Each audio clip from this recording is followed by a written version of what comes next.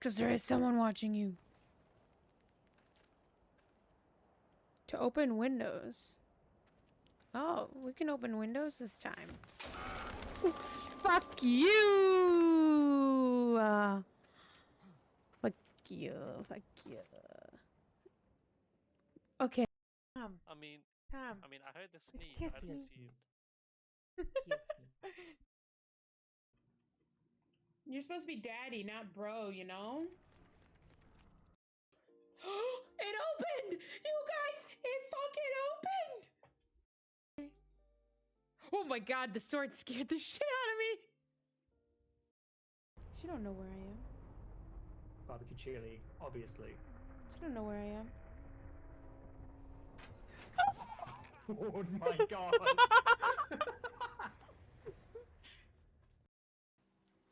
I'll probably also play it, like maybe do a Discord night or something. I don't know. Oh. Fuck off! Can I turn this light on? Jesus Christ!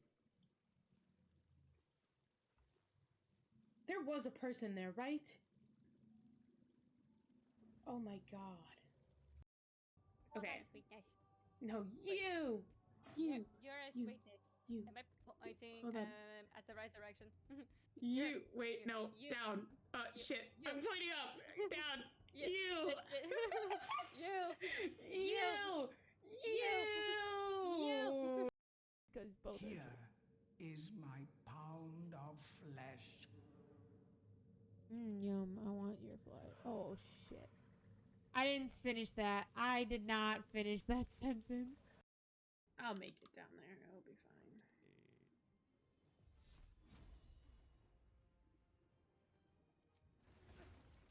Oh my gosh! All the loot! All the loot! All the loot is gone! No!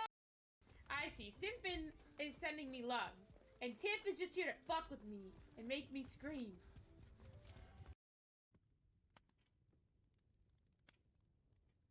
So this game is supposed to have multiple endings, but I don't quite understand. Oh. The guy's gone.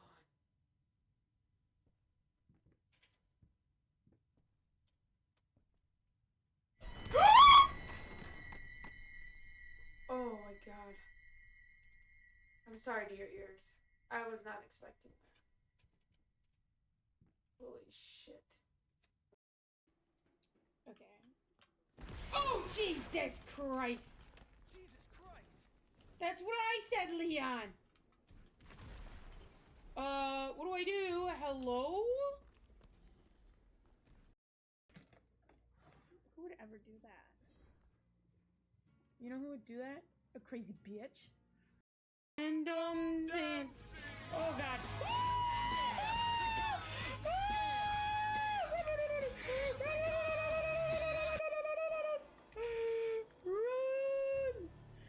Run! Run! Why can we not run?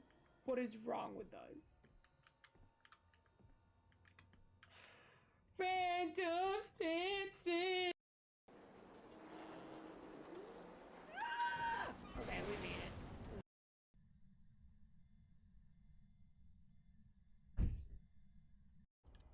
Oh my god. I was just trying to see. I can't see, so I have to get super close to be able to see.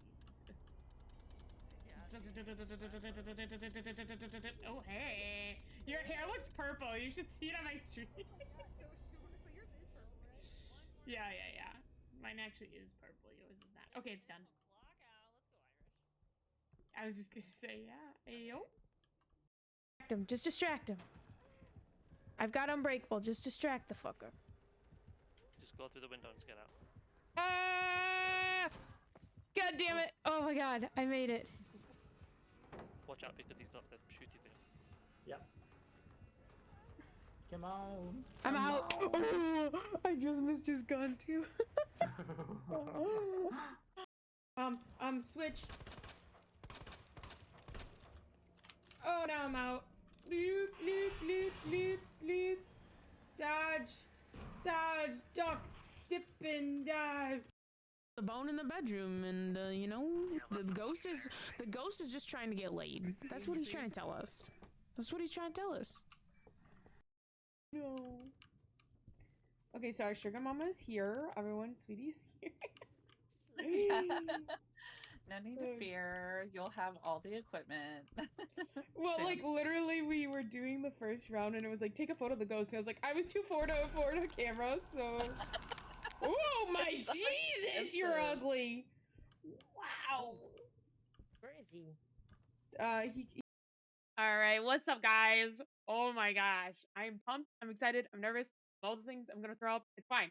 Are you guys ready to learn about some good old women's health today? Because, like, I have 4 amazing panelists with me today. 4 amazing panelists today. That's going to help us talk about so many diverse topics of women's health. It's going to be wild. We will try to put any trigger warnings if we get any sensitive topics. But there is so much to talk about in women's health. It's wild. But hi, Gizmo. Hi, Kissy. Hi. Hi, Emo. Hi, Benny. Hi, Foray. Hi, Trinity. Hi, Coco. You're gonna lurk, right? Okay, sounds good. Good lurk. So guys, welcome in today. I hope you guys are doing well. If you don't know, we are doing a panel on women's health. It is gonna be, we have a lot of different experiences. We have ADHD, COS, we have lupus, we have cancer experiences. We have so much variety. It's gonna be a great discussion. And before we kind of get into the panel, I just want to do a little short intro of why we're doing this. So today is actually Red Day for the American Heart Association to kind of help spotlight women's health and spotlight look, the research we need for it and all the differences that women have in health for various things.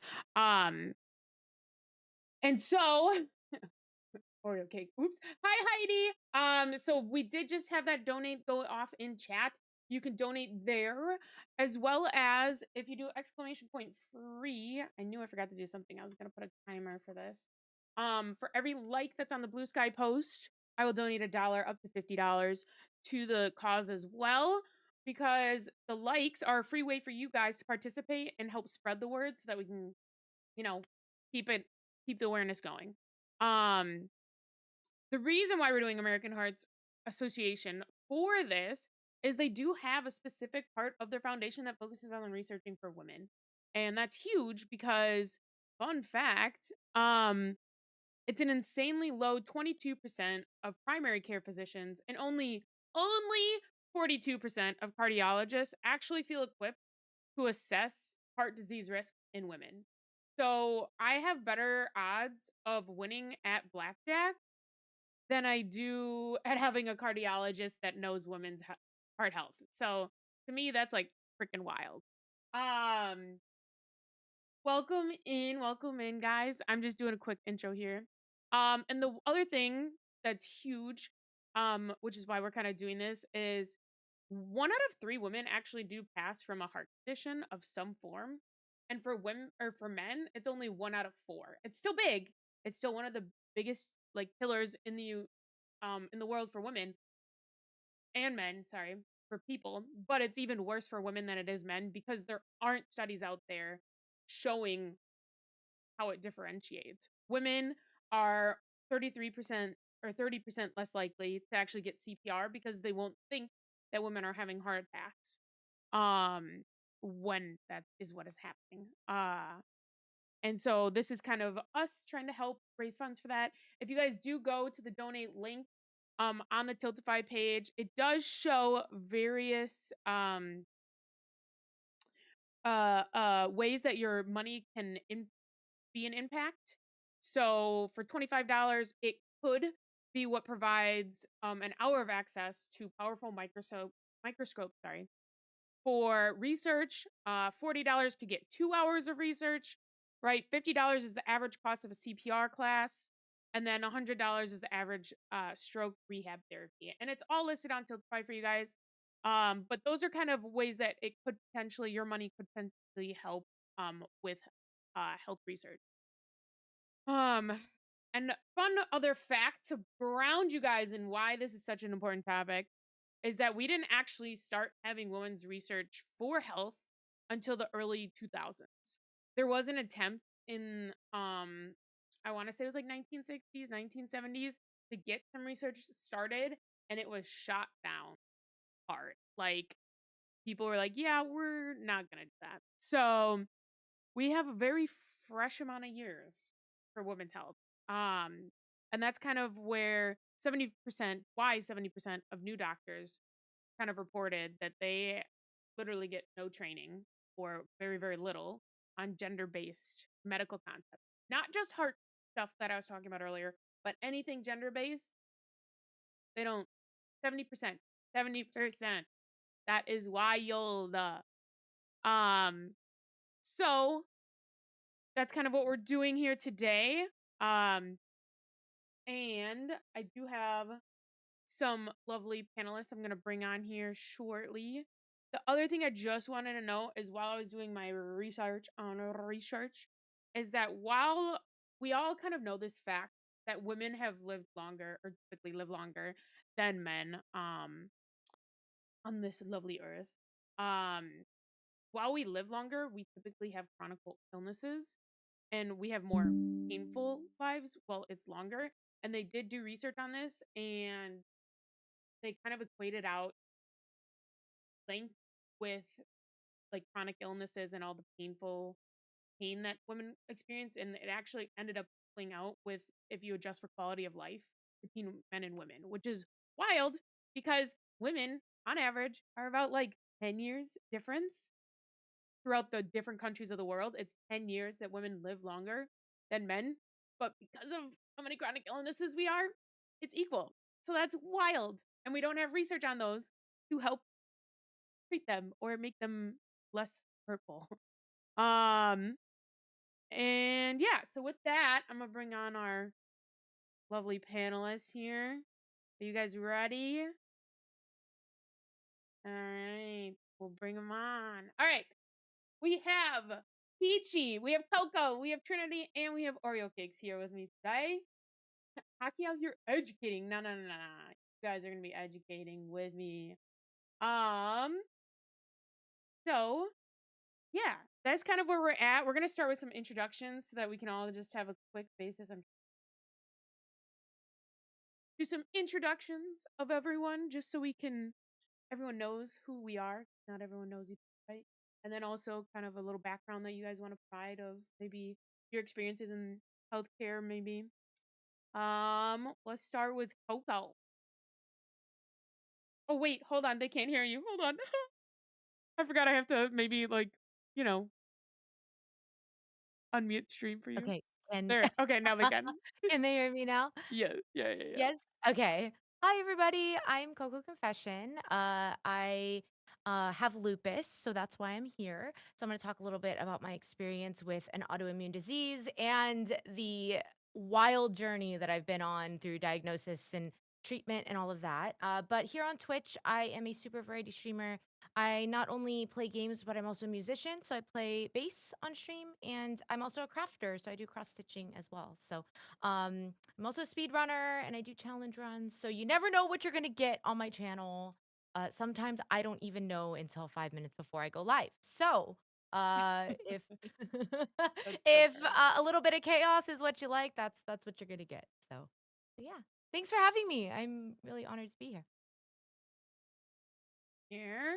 Let's go with Oreo Cake. Hi, I'm Oreo Cakes. So I have thyroid cancer. I've been living with thyroid cancer for I think like 6 years now. But as far as streaming, I play a lot of DBD. My channel's quite chaotic, and yeah, I'm gonna be talking today. Kind of nervous, but yay.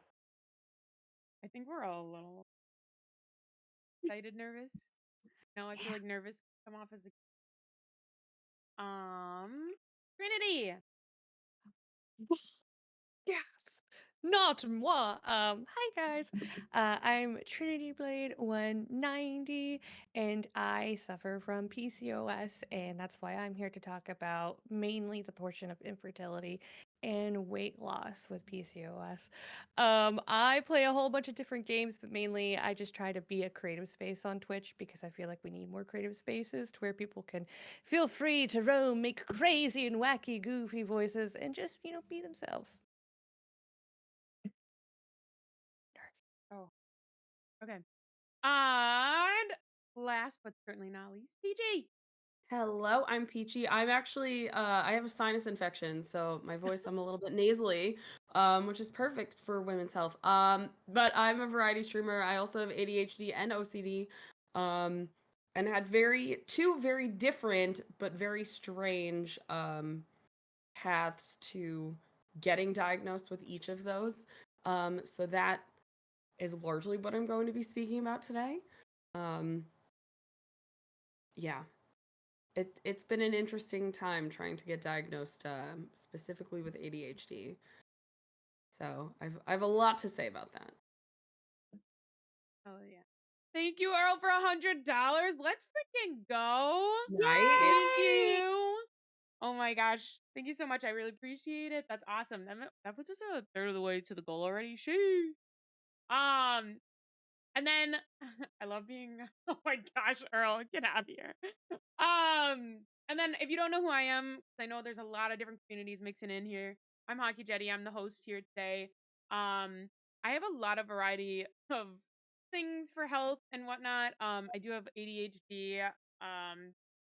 And I do talk about physical health and mental health a lot here on stream. I've streamed workouts, and I've talked about how there's just various ways you can take care of your health that are not overwhelmingly go to the workout and pump iron for 2 hours a day, like some people do. If you do that, that's awesome. But like I know that's overwhelming for some people, so you don't have to do that to take care of your health or something good for yourself. And then outside of all of that, I typically do games and chat and yap. I don't know how to be quiet, so and then also kind of the one last thing I have is, I have had a family member who did pass from a heart condition, even though she went to the doctor like 2 or 3 times saying, "Hey, I think I'm having a heart attack." And the doctor was like, "You should lose weight," and just like brushed her off. So that's also like another reason why I feel like this stuff is important to talk about, bring awareness, and then also fundraise for. So yeah. Anything else that anyone wanted added before we moved on to our first little question? No, I let's don't get think into so. it. No, All right. Let's jump right in.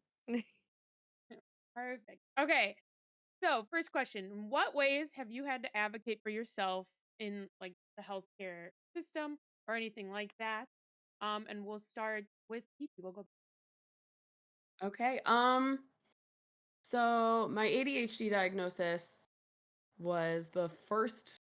Actually, I guess it's not. That was actually the second time I've had to advocate for myself where doctors weren't listening to me. Um, The reason I even suspected I had ADHD was from Twitch. I used to watch cosplayers work on cosplays while I was working on cosplays. That was just kind of like my background sound. And I was watching a streamer that was talking about their struggles with ADHD. They had been diagnosed and they were talking about executive dysfunction and things like that. And I was like, all of these things you're talking about, I do. Like, do I have ADHD? Like, it just had me, the wheels spinning, had me thinking maybe I should look into this. So when I worked with a therapist and they were like, "Well, maybe, but probably not." And I think largely the issue is that ADHD, like many other diseases that affect literally anyone, um, is studied mostly in males. So when it's presented differently, which it is presented differently in females typically, and I don't fit the male ADHD, it gets dismissed really quickly. And this was getting dismissed by a female doctor.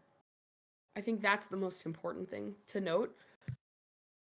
that it did not matter that I was still speaking with another woman. She was still telling me it's probably nothing. Everyone is a little anxious about XYZ, and you just have to focus more. I physically cannot focus. Like, that's my problem. So it took me maybe 3 or 4 therapists before someone would just let me be, examined for this specific need. It took me 4 years to get diagnosed. It was that much of a struggle, just trying to find someone who would listen to me instead of, well, just calm down. That's the worst thing you could tell someone. And I have anxiety also, so that's not helpful. That's like the worst thing you could tell me, when I'm just like, no, I really think so. And I had taken, like, there's a bunch of tests online too, so I'd taken a bunch of those, and they're like, girl, you got it. So I was very confident that I knew what I was talking about, and it was just a struggle to find someone who would agree to test me. I was like, let me just take your official test because I know what it's going to say. And you have to pay for all those things, by the way. So I'm like throwing money everywhere, hoping that someone would listen. And they just kept telling me, no, no, no, no, no. So 4 years later, I finally got diagnosed at the age of 32, which is terrible. I feel that. I'm still not diagnosed. We're not gonna No. talk about that one. No. Just kidding. But I cringed at the you just need to focus more. Like, oh, Like, oh. I know. That's why I'm here, because I physically can't. So it's just in your head. My mental illness is just in my head. Who would have known? That's how that works. Yeah. So I was like, that's literally the problem, is that I can't focus no matter what I try. I just need someone to listen. And I don't think my diagnosis really changed anything for me, but it explained a lot of struggles I had as a kid. Just going through, I mean, I have 2 master's degrees. I went through 2 master's degrees undiagnosed, and all of the struggles I had with staying focused and staying on top of things and prioritizing work. I struggle. I always got the what was it on, like, the report card would be like, needs to apply themselves more, and it's like, Oof. the content of your class bored me because I already knew it, so I didn't want to do homework. It was like things like that, where the executive dysfunction of having to do an assignment, I already know this, I don't want to do the assignment. That is just like a quintessential ADHD thing, but because I wasn't a disruption in class, ADHD was thrown out the window. I grew up in the 90s specifically, where I guess it was ADD back then. That was boys bouncing off the walls. That was not girls daydreaming in class, which is actually how women present, largely how women present ADHD, is just astral projecting somewhere else, while you're supposed to be doing something. So yeah, I feel like that was my biggest struggle with that, and just I got a little practice advocating for myself with ADHD because it took me, before that, 10 years to find a doctor that would give me tubal ligation when I was not married and didn't have kids. And I always got the, well, your future husband might want kids. Why Ew. does this imaginary person I don't care. have I don't care more? what my Yeah, future I Why, husband don't. wants. It's my why body. does My this Absolutely like not. imaginary what? person have more autonomy over my body? Like, For sure. excuse me, that my who? Also, my future husband wouldn't want kids because I These don't are want kids. right. So I was like, well, then I wouldn't marry them. Like, what do you mean? Yeah, for sure. One other No. thing that I know for ADHD, and it was is that it's even harder to get diagnosed for women because your period can fluctuate how well you show or don't show your symptoms. I know specifically ADHD, it might be the same case for others, like other chronic illnesses, but I know specifically for ADHD it is.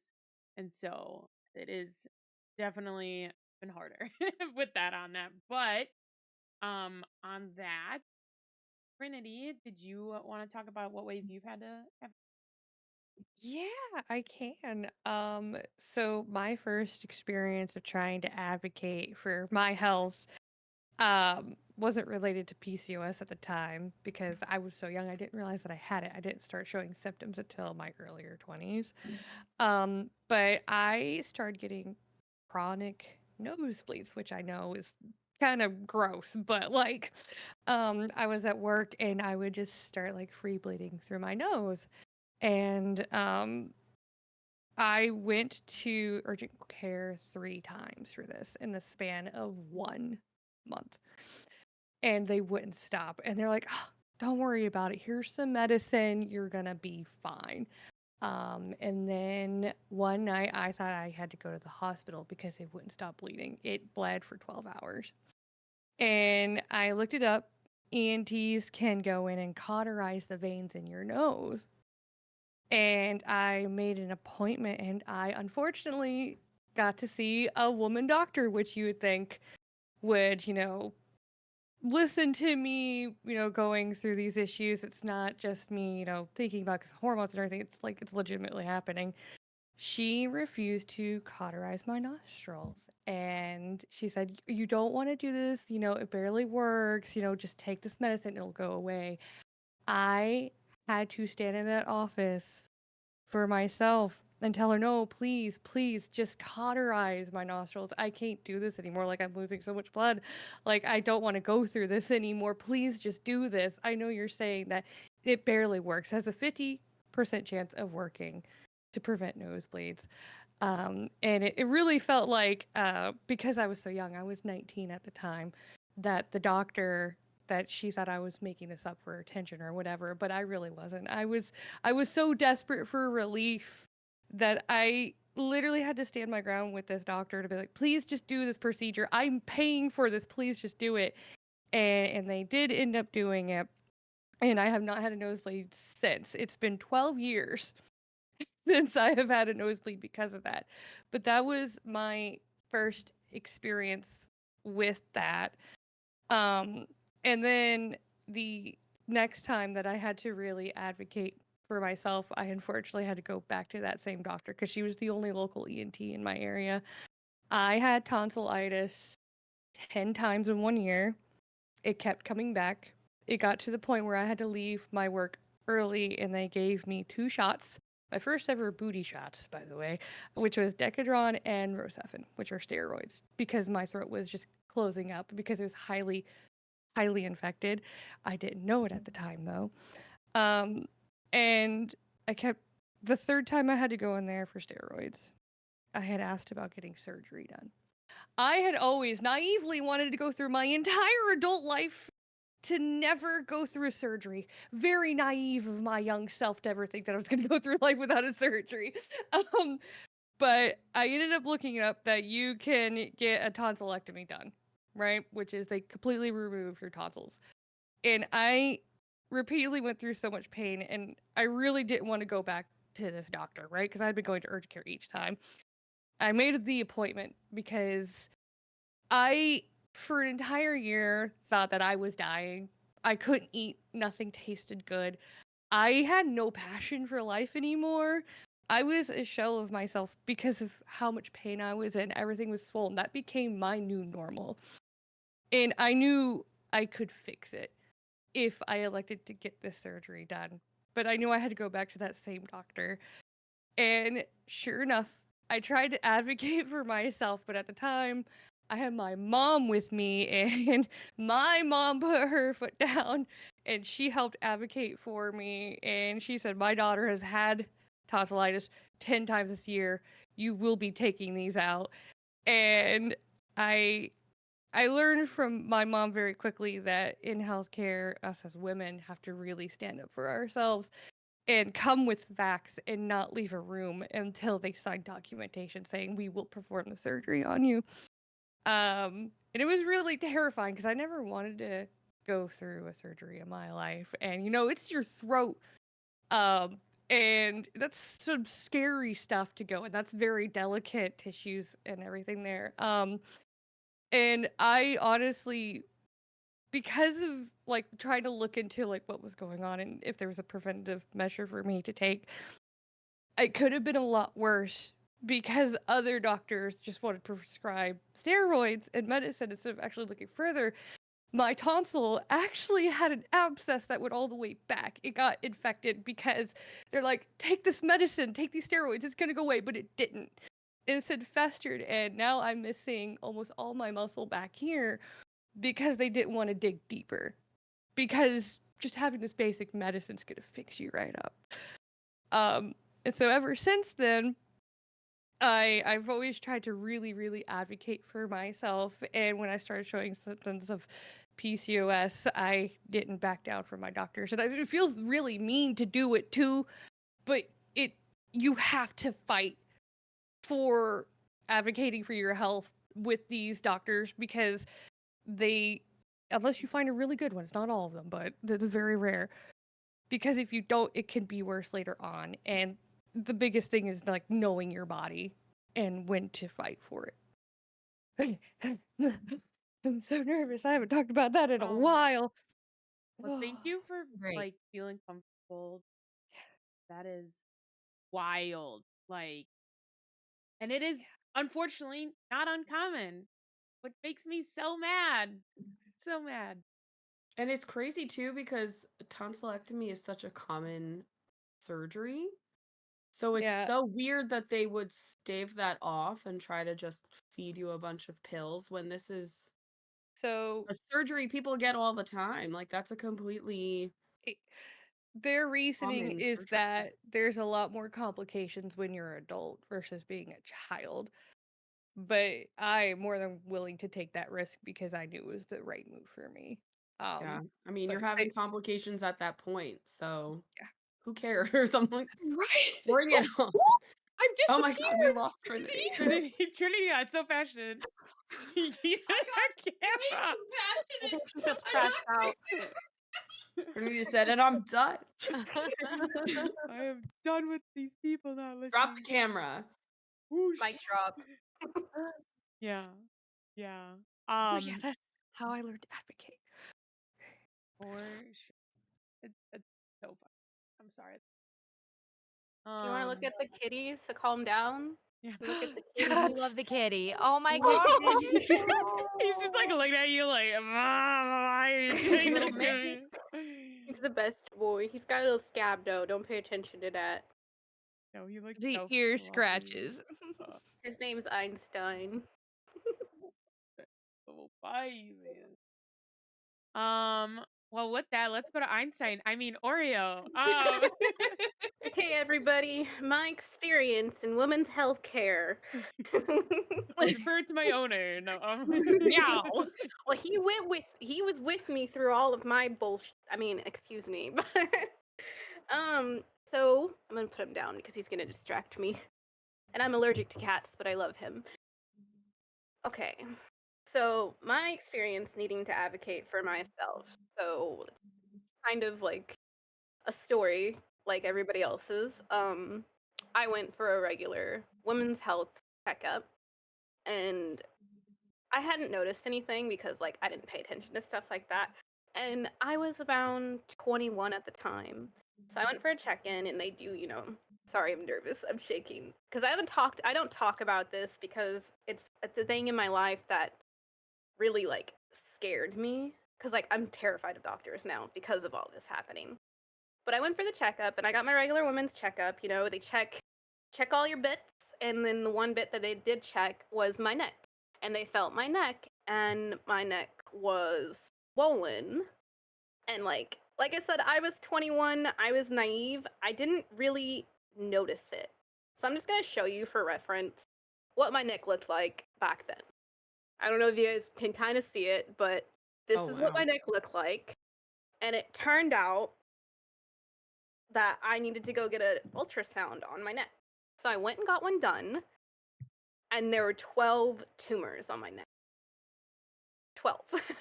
And they call them nodules, but that's just another fancy word for tumor, I found out. And they sent me to another fancy doctor, And I went to see the fancy doctor, and they're like, okay, we're gonna take a look at these, and we're gonna do some tests on them, see what's going on.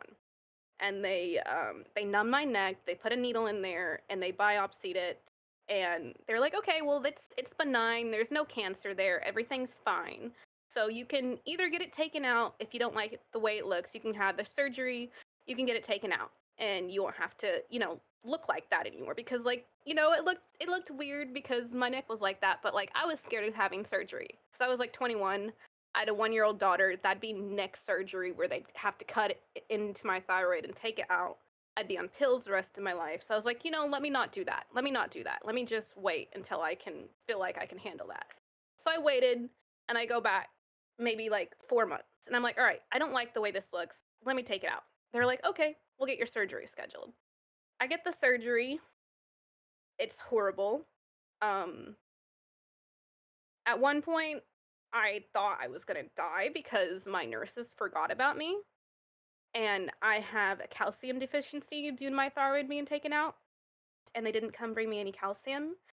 So at one point, I was laid in a hospital bed, unable to move my hands, my arms, or anything because when you have a calcium drop, you cramp up and your limbs. Like, I talk about it sometimes on my Twitch channel. Like, I won't stream because I'll have a calcium drop. And, like, part of that is my fingers will go like this to the point where I can't move, I can't do anything. That's because I'm lacking calcium because I can't make calcium naturally anymore because my thyroid is gone. So when I was in the hospital, they were supposed to be monitoring me, making sure that my calcium didn't do that and making sure that, I didn't get to that dangerously low level. But I was forgotten about for like 8 hours and I was just laying there unable to move. And that happened. And then a nurse came in afterwards, closed the door, apologized to me, gave me a gift card of $20 and told me how sorry and they're going to be moving me to a different level in the hospital to more intensive care. And I got better after that. I left the hospital and then I went back for a routine checkup cuz like at the time I thought that I was just getting tumors taken out. And then I went back to 13, and then the doctor told me, hey, when we took your thyroid out, we tested it, and it turns out that it had cancer all over it. So, would you like to do anything about that, or would you like to just monitor it? I was like, well, I would like to do something about it. They're like, well, there's a lot of risks to you doing something about it. And da da da da da. I don't think you should do something. I think we can just monitor it. I'm like, no, there's cancer on my neck. I have a 1-year-old daughter. I'm gonna do something about it. So I ended up having to take a radiation pill that made it to where I couldn't go around people for I think it was 7 days. I couldn't touch anybody. I couldn't be within a certain distance. I couldn't touch my 1-year-old daughter. Like it was probably like the darkest time of my life, honestly.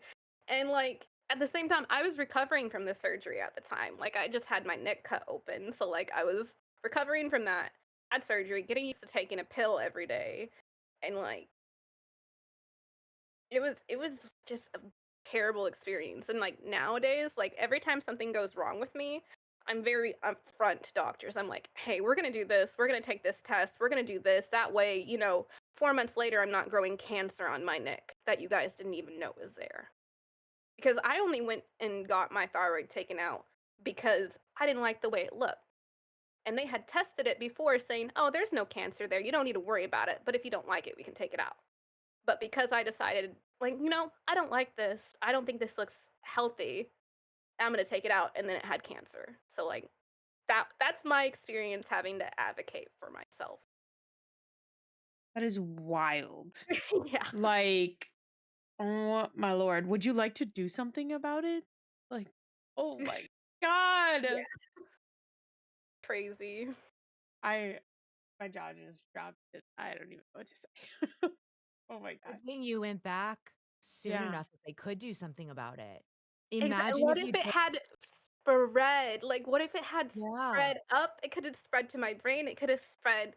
I could have had breast cancer eventually. Like, I don't even Oh. know. It's a It's good thing you crazy. didn't like how it looked, honestly. Yeah. Ah, Because if you were like, "Eh, who you cares?" can't even tell now. Like, you don't even see my scar. Like, No. that's where it No, was, not at right all. there. It's crazy to think about nowadays, but Yeah, if you were just like, "Oh, whatever." Like, if you hadn't been like, "Hey, I don't like how this looks." Also, thank God they tested it after, afterwards, because if they after didn't, then what? exactly. It's wild. Exactly. The Crazy. fact that you were and how long did you have that before you went in? Like, I looked at some of my pictures today. I was like, let me look at back some of these pictures, like, when I had it. And, like, I looked at before when I had my daughter, it wasn't there. So I think after I have my child, it kinda, like, maybe because like, Over when that you year? have a baby, you get on, like, the prenatals and stuff like that, and there's risk of prenatals, like, helping grow stuff. So maybe that was a factor, because after, that's when it really went crazy, as I after I think had what's her. so weird to me is because you had a newborn baby, and then presumably over this first year of her life, this thing is growing, but you're in Mhm. and out of doctor's offices all the time for your daughter.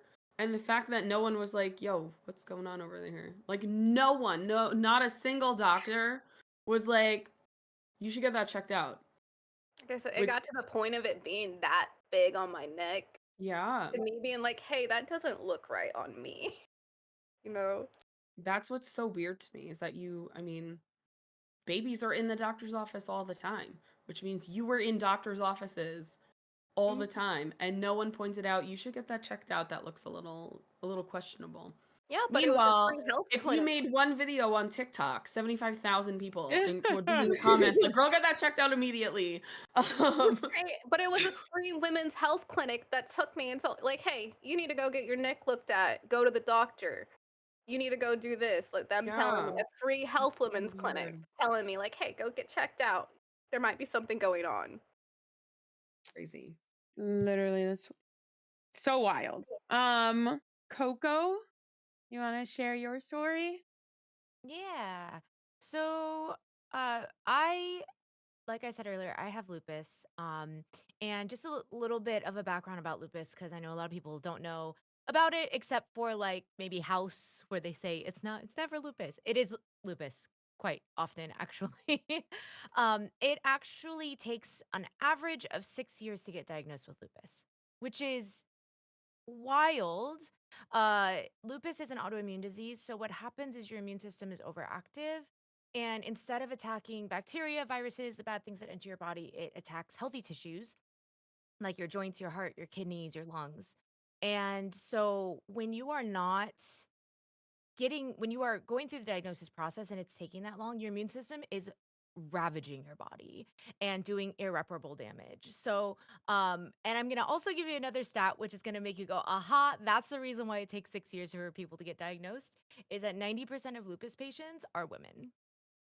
So there is a reason why it takes so long for us to get diagnosed. I have lupus runs in my family. My mom has lupus, and it still took me 6 years to get diagnosed with the disease. And I was showing symptoms for a very, very long time. So uh, over the years, I started showing symptoms when I was in a young teenager. I didn't get diagnosed until I was in my 20s. So I've been dealing with the disease for over 20 years now. And I have had to learn very quickly that I needed to speak up because the gaslighting in the healthcare industry is just it's wild. Yeah, it's how many times I've been told to take steroids or to, take things that are going to mask the symptoms versus fix them. And lupus is not curable, so there's nothing you can't fix anything necessarily, but there are um it does cause other issues. Having lupus makes you susceptible to other things. And I have a really recent experience with this. I have been having really bad heart palpitations and these episodes where I basically cannot stand anymore. I lose feeling in my hands and feet. And so when I told my doctor, I'm like, hey, this is happening. I think there's something going on with my heart because lupus can affect your heart. And so when I told him the symptoms, my doctor said, "That sounds like a panic attack." And I said, "Nope, it's not a panic Oh, attack. It is not a panic attack. I've had this before. This is not it. There's something wrong." okay. And then started to go through the process of like, well, maybe we should get you checked out with a cardiologist. Maybe we should do this. And I'm just thinking, I have been dealing with this. I've been seeing this doctor for a long time. I've been dealing with this disease for a long time. And I'm still having to convince doctors that something, I know my body best. And I know that's when something isn't right. Like I can tell when it's, oh, just another lupus symptom, or if it's something different. And this is different. This is a progression of the disease, or this is something separate that the lupus may be susceptible to. Um, COVID infections really do affect people with autoimmune disease, especially women. And so, like, I have to mention that, like, hey, now that I've been infected by COVID, like, I'm more susceptible to heart issues, lung issues, like all those things. So, having to almost be more on top of it than your doctor sometimes can be extremely frustrating because they're the ones that are supposed to be taking care of you. And when you're being an advocate for yourself, you feel like sometimes you're the only person that's watching out for you. And that's exhausting. It is so exhausting and frustrating when you are made to believe that you're over exaggerating or you're over emotional or that you just must be stressed. That's a good one. I get, are you stressed? Yes, I'm stressed. Do you see the world we live in today? Of course Do You're you I'm not want to stressed. listening fight? to me. but Of course I'm Do you stressed. want to fight? but Like, I'm still sick. Like I'm still a sick person. So even you can be dealing with this for your situation for a year, you can be dealing with it for over 20 years. You're still gonna have to be an advocate for yourself, especially if you're a marginalized gender, because there are systemic biases that exist and will exist for a long time, until we fix those things. Um, Marginalized genders, women have to be a little louder and be a little angrier and be a little bit more forceful. Which is also kind of a double-edged sword because then you're told you're too emotional. ugh. You know so it's a hard thing. My whole journey with medicine and healthcare has been learning the right ways to advocate for yourself too, because you do have to navigate those biases within the healthcare industry, and that could be really tricky. You have to figure out the best way to talk to each one of your specialists, because I have so many. Each one I need to speak to differently. I've had to learn how to communicate with them so that they'll listen and they'll hear me and that they will do their best to give me the health care that I need and I deserve. So, yeah. I do have this kind of quote from this research paper that was about lupus and heart conditions and strokes. But in 2020, they actually found that 18 to 39-year-olds with lupus had a higher chance of having a heart attack or a stroke than 50 to 65-year-olds in the general population. And then, also on top of that, women aged 35 to 44 with lupus are 50 times more likely to have a heart attack than like the average population. And so like exactly what you're saying is it really does attack the body, and it's crazy. Crazy. There are Um several celebrities that have lupus. People probably all know who Selena Gomez is. Yep. She had to have a kidney Mhm. transplant because her kidneys Mhm. were shutting down. I am very fortunate that I don't. About 60% of lupus patients will end up having kidney problems. Oh my God, knock on wood.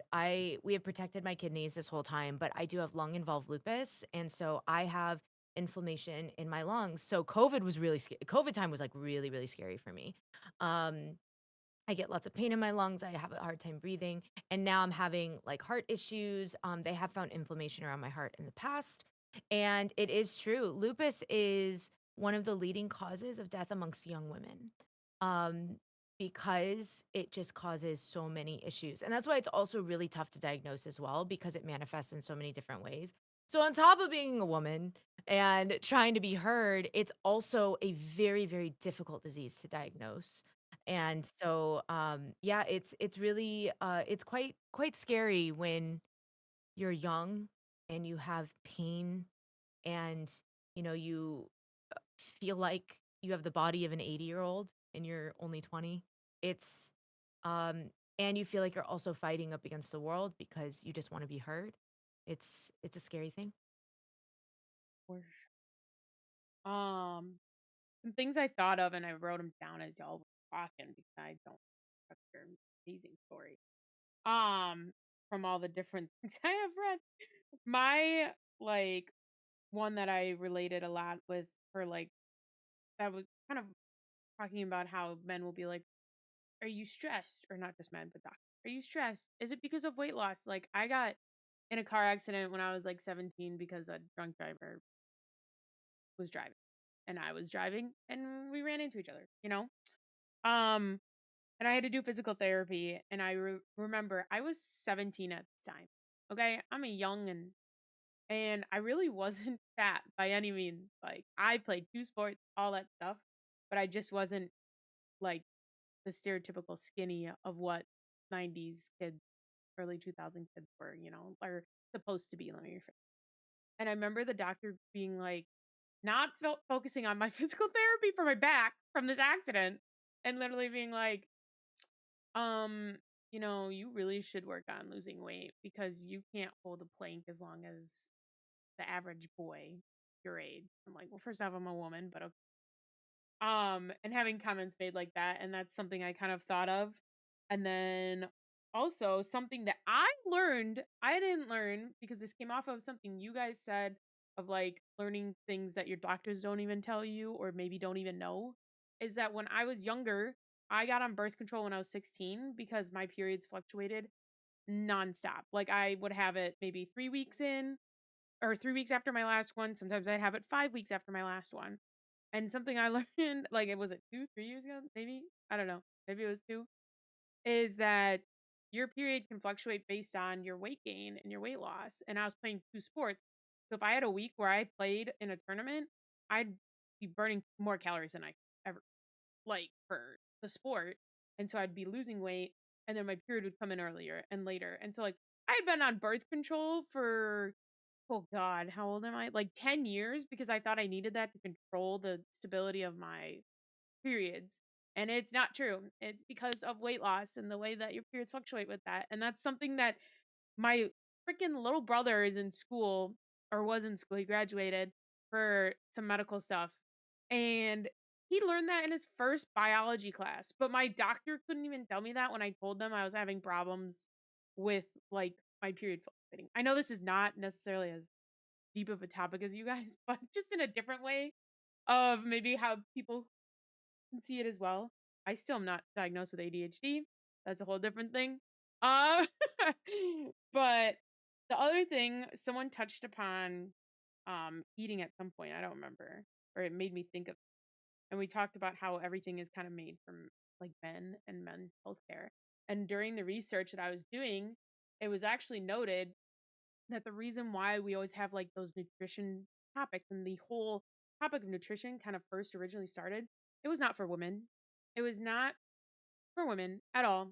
It was literally women were taught that their job was to make heart healthy and good balanced meals to help reduce men's risk of heart attacks because women back in the day were seen as people who weren't having heart attacks. They were said in articles, it was like it said that women, as long as you're like you weren't fat and your vagina was good, you were good to go. And then they would maybe check for like any breast issues, and that was about it. So you were literally to doctors back in the day just a child factory, and still to this day, sometimes that's unfortunately the case. Hence the I want to get your was it your tubes removed? Is what you were saying, PG? Yeah. Yeah. And they were Took like, me 10 no. years. Yeah. Um, so that's where I feel like it really originates. Like you think about how long we've talked about nutrition. I know growing up, it was always what's on your plate, you know, or the food pyramid, or Food whatever one they pyramid. wanted to talk about. It it's never been for women. It's always been for men, and that's where I feel like Yeah. we bringing awareness, talking about these, can hopefully help us change that. Yeah, I mean, we're still using the BMI scale, which was specifically made for white men. Mm. Um, Seat belts were designed specifically for men. To this day, women are 70% more likely to die in a car crash because seatbelts are not made for women, they are made for men. I can't even drive in a car. Like, what do you mean? You know, like our entire that stems even outside of health. Like our entire livelihood. This is a man's world, and we are just stuck here. Um, it is not meant for us. You know, there's Yeah. no priority to serve women And in this then, world. um, ironically, one of the biggest things that can make your chronic illnesses worse in general, obviously it varies on them specifically, but that I kept reading up on is stress. And man, being able not to be listened or heard really makes you stressed. So you're like, I want to get diagnosed, but I'm making myself worse by trying to get diagnosed because I'm stressed. So it's a very vicious cycle, unfortunately. And then kind of the last thing, which I think a lot of people may be aware of, but maybe not, is that those of the BIPOC community actually have like I think it was a 60% harder chance to get heard and be able to advocate for themselves because simply because they are BIPOC, like nothing else, which is also ridiculous. That's the only it might be worse, but that was like the one statistic written somewhere. It might even be worse. I would believe it if it's worse. But yeah. So any other comments about this kind of question before we maybe move on to the next one that anyone wanted to add? I do want to add that, uh, when you look at women's reproductive care too, and how barbaric it is. Oh. um, I don't know if we're gonna talk about this later, but I'll just briefly Yeah. talk about, like because I have lupus, my immune system cannot fight off lots of things, including cancer.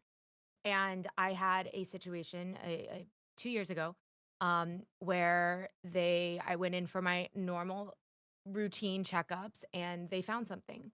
So they had to go in and they took 4 biopsies with zero pain meds, zero. Ugh. It was awful. And that is not uncommon. Most people, when they go through that procedure, do not get any sort of pain meds. I'm sorry, but that is absolutely barbaric. That is the standard. Insurance companies won't pay for it. Most um most doctors will say just take a Tylenol before you come in or leave before you come in. And no, it was one of the most painful things I have ever had to go through. And it's not just during, it's also after because you have cramping and all that stuff. And then the 4 biopsies came back bad. So they actually had to go in and cut out the abnormal tissue. And no one offered me any pain meds. Zero. So when I walked in, I'm like, am I getting something for this? And my doctor agreed to give me something. So she did, but I was awake the whole time. And it was horrific. Not just from like a pain standpoint, but from like, it was extremely traumatic. Then on top of it, there was a huge complication because I have lupus and I had a ton of inflammation that I actually sustained lacerations and it was bleeding out. I had to be rushed to the hospital um, because it was an in-office procedure. I go up to the window in the ER and I said, I am literally bleeding out on your floor right now. I need to get in. My doctor called the ER and said, prep for surgery because I had to go in for emergency surgery. She said, you need to sit down and wait. And I said, "No, you don't understand. I will die. I will die in your emergency room on your floor right here. Like you can see like I'm bleeding out." They made me wait, and I waited and I blacked out, and I don't remember a lot of that experience because no one would hear me. No one would listen to me. It was awful. And so the whole process of going through reproductive health care, um and going through that whole situation, and then on top of it, going through a complication and not being heard when I went to the ER was just like the perfect idea of like what it's like just to try and get treatment to not die, I guess. I don't know. But like, and then on top of it all, like, thank goodness I live in California because I had to have a procedure that is banned in a lot of states. Um, So I know that if I was in a state that didn't have great reproductive health care or there were bans for it, I would have died because they would have had to wait for a board of doctors to give the approval while I was bleeding out. They couldn't get the blood in me fast enough. They were giving me blood transfusions. They couldn't get it in fast enough. So, like, women are dying across the US. I know I'm like totally, I know this is like really serious and I'm sorry. No, Hockey, go for it. Go I was for This it. is just what talking it's about about, this, but it though. is really Do important. it. It's literally Yeah, life and death. You're hearing about it women is. dying in parking lots because they're bleeding out. And thank goodness I live in a state that I'm protected. So I do not. I'm not I saying also like do not. I live throw. in Arkansas. that's awful. That is so scary. I'm a black woman, gay, and my husband is trans, and I live in Arkansas. Girl, The world is stacked against you. I'm Yeah. not advocating for people to throw big bricks through windows or anything, but sometimes it is okay to appear to be a crazy person at the hospital to try and get healthcare. Sometimes it is okay to literally just let your inner beast out and be like, no, you need to do something now. And I know we as women are very good about like having emotional control, but sometimes it's really good to just let it out. Just Especially that crash kind of stuff. out, you know? Yep. Mm. Yep. Just crash out. But I'm sometimes, they'll do they'll say be quiet. But yeah. This is oh my god, second question, and unfortunately it's so many real things. And I hate it. But I'm so glad we're able to talk about it and talk about it in this open space to help just even bring awareness, let alone raise funds for the American Heart Association. I do want to say thank to Peachy and Oreo who also donated while we were chatting. I didn't want to interrupt when it happened, pausing while we were, but I want to note it's in chat as well. There's a link to a Blue Sky post for every like on that. I will donate $1 up to $50. If that thing blows up, I can't afford to drop $1,000. I'm not that rich, I'll guys. never financially recover. Yeah. We're women trying to get healthcare. We can't afford. Yeah. For real. True.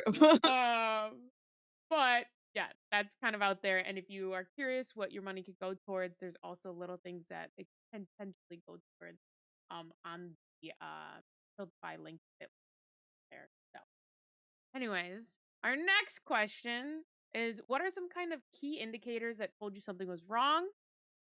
We kind of touched on some of these, but if there's anything new you want to read into and talk about that you didn't already, feel free to do so.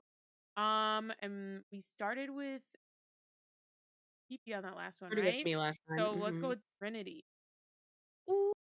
So indicators that are something that are wrong towards PCOS. Now, a little bit about PCOS before we go into like the indicators of what it actually stands for, because I know everybody knows the acronym, but it's actually polycystic ovary syndrome. So it is basically cysts that are basically a pearl shape that is surrounding literally your ovaries. It's crazy. Our ovaries have pearls, guys, when we don't. But that's what it stands for. And it's actually a very complex endocrine and metabolic disorder of your body. And the endocrine system, as people know from college or high school biology, is literally secretion glands for like hormones and things like that to help with your homeostasis of your body. But a lot of the characteristics of PCOS is an ovulation, an ovulation. I can never say that right. I'm sorry. Infertility, obesity, and insulin resistance, and polycystic ovaries. And how I'm going to focus on the main ones that I've had, but I just want to list all the ones out there for you guys to dig deeper into.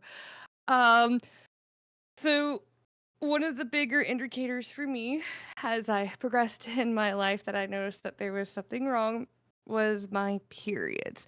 Now, I know, Hockey, you're talking about your periods from, weight loss and weight gain of like, oh, they could be here or they could be there. Part of PCOS symptoms for periods in particular is your cycle could be 19 days. But I'm then already you crying. could be but then you won't have a period for like 38 days. they could be light and they could be extremely heavy. That's one of the bigger indicators that there's something wrong with your hormones and your ovaries. There's something wrong here in your endocrine system. There's something wrong here because I have gone 48 days without a period and I'm like, what's going on? Am I pregnant? I've taken all these tests. I don't know what's happening. Right? At the time that this was happening, I was still sweet, innocent little girl. But I wouldn't know if I was gonna have a period that month. I didn't understand what's going on, and oh God, I'm gonna do this. It wasn't until I started noticing when I was 24 that there was something going on with my hair, and one of the bigger indicators of PCOS is hair thinning and male pattern baldness, and I actually do have some Windows peaks happening here, and the entire side of my hair has thinned down to where you could just see scalp, and I cleverly hide it with bangs. So I progressively cut my hair back further to hide the fact that I am pre-balding in a male pattern up here for the widow's peak with bangs. And that's when I really knew that, hey, this is not okay.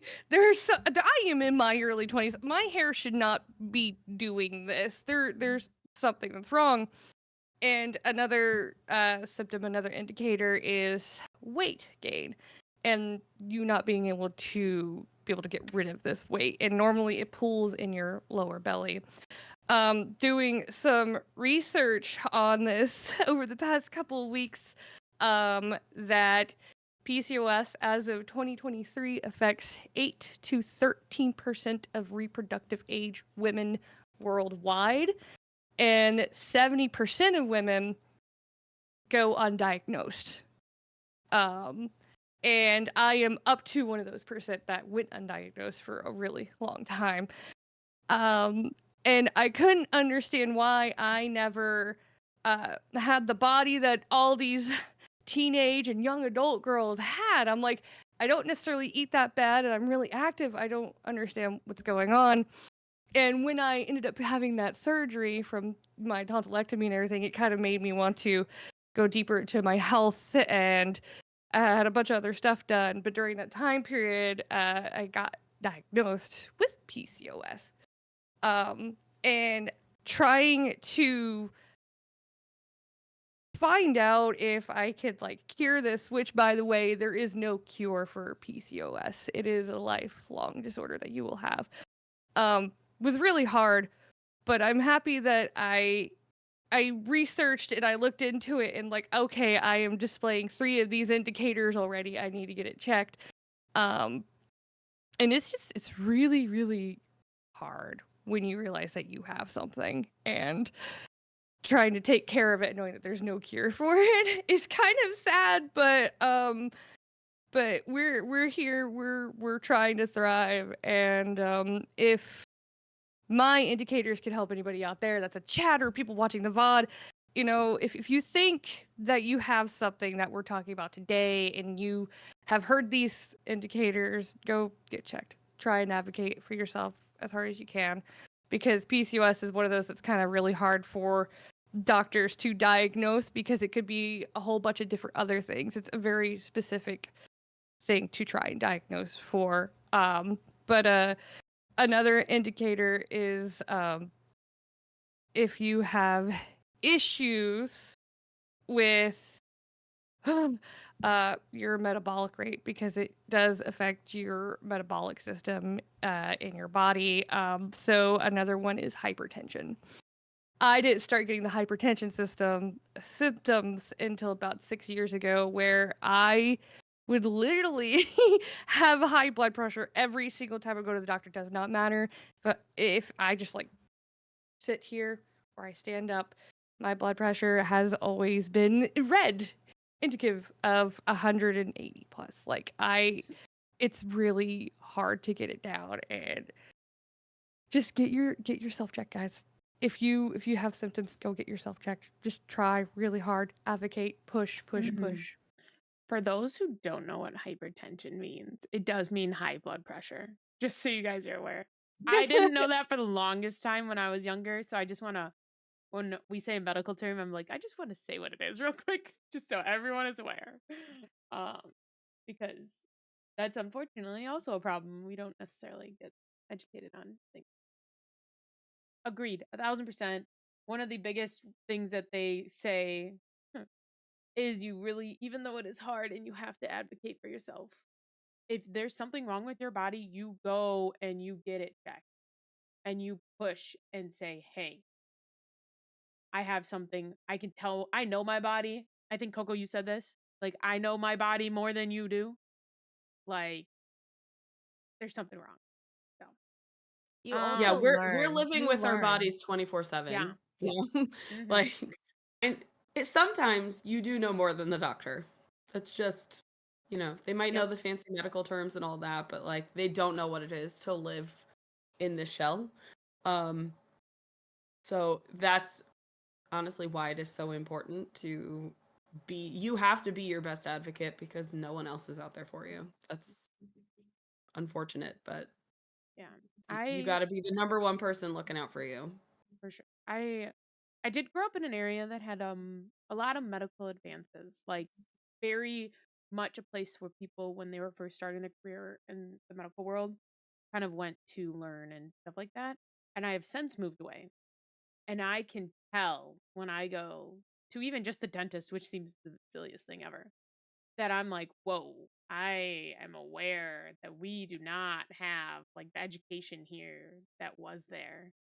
And so when we're talking about a lot of this, like, I definitely can feel that and know if I grew up where I am now versus where I was, I'm like, oh, my experiences could have been so much worse. And I do have bad experiences, but I'm like, oh, they could have been so much worse. Um, but yeah, anyways, Oreo cakes. Do you have something you would like to add about key indicators that told you something wrong?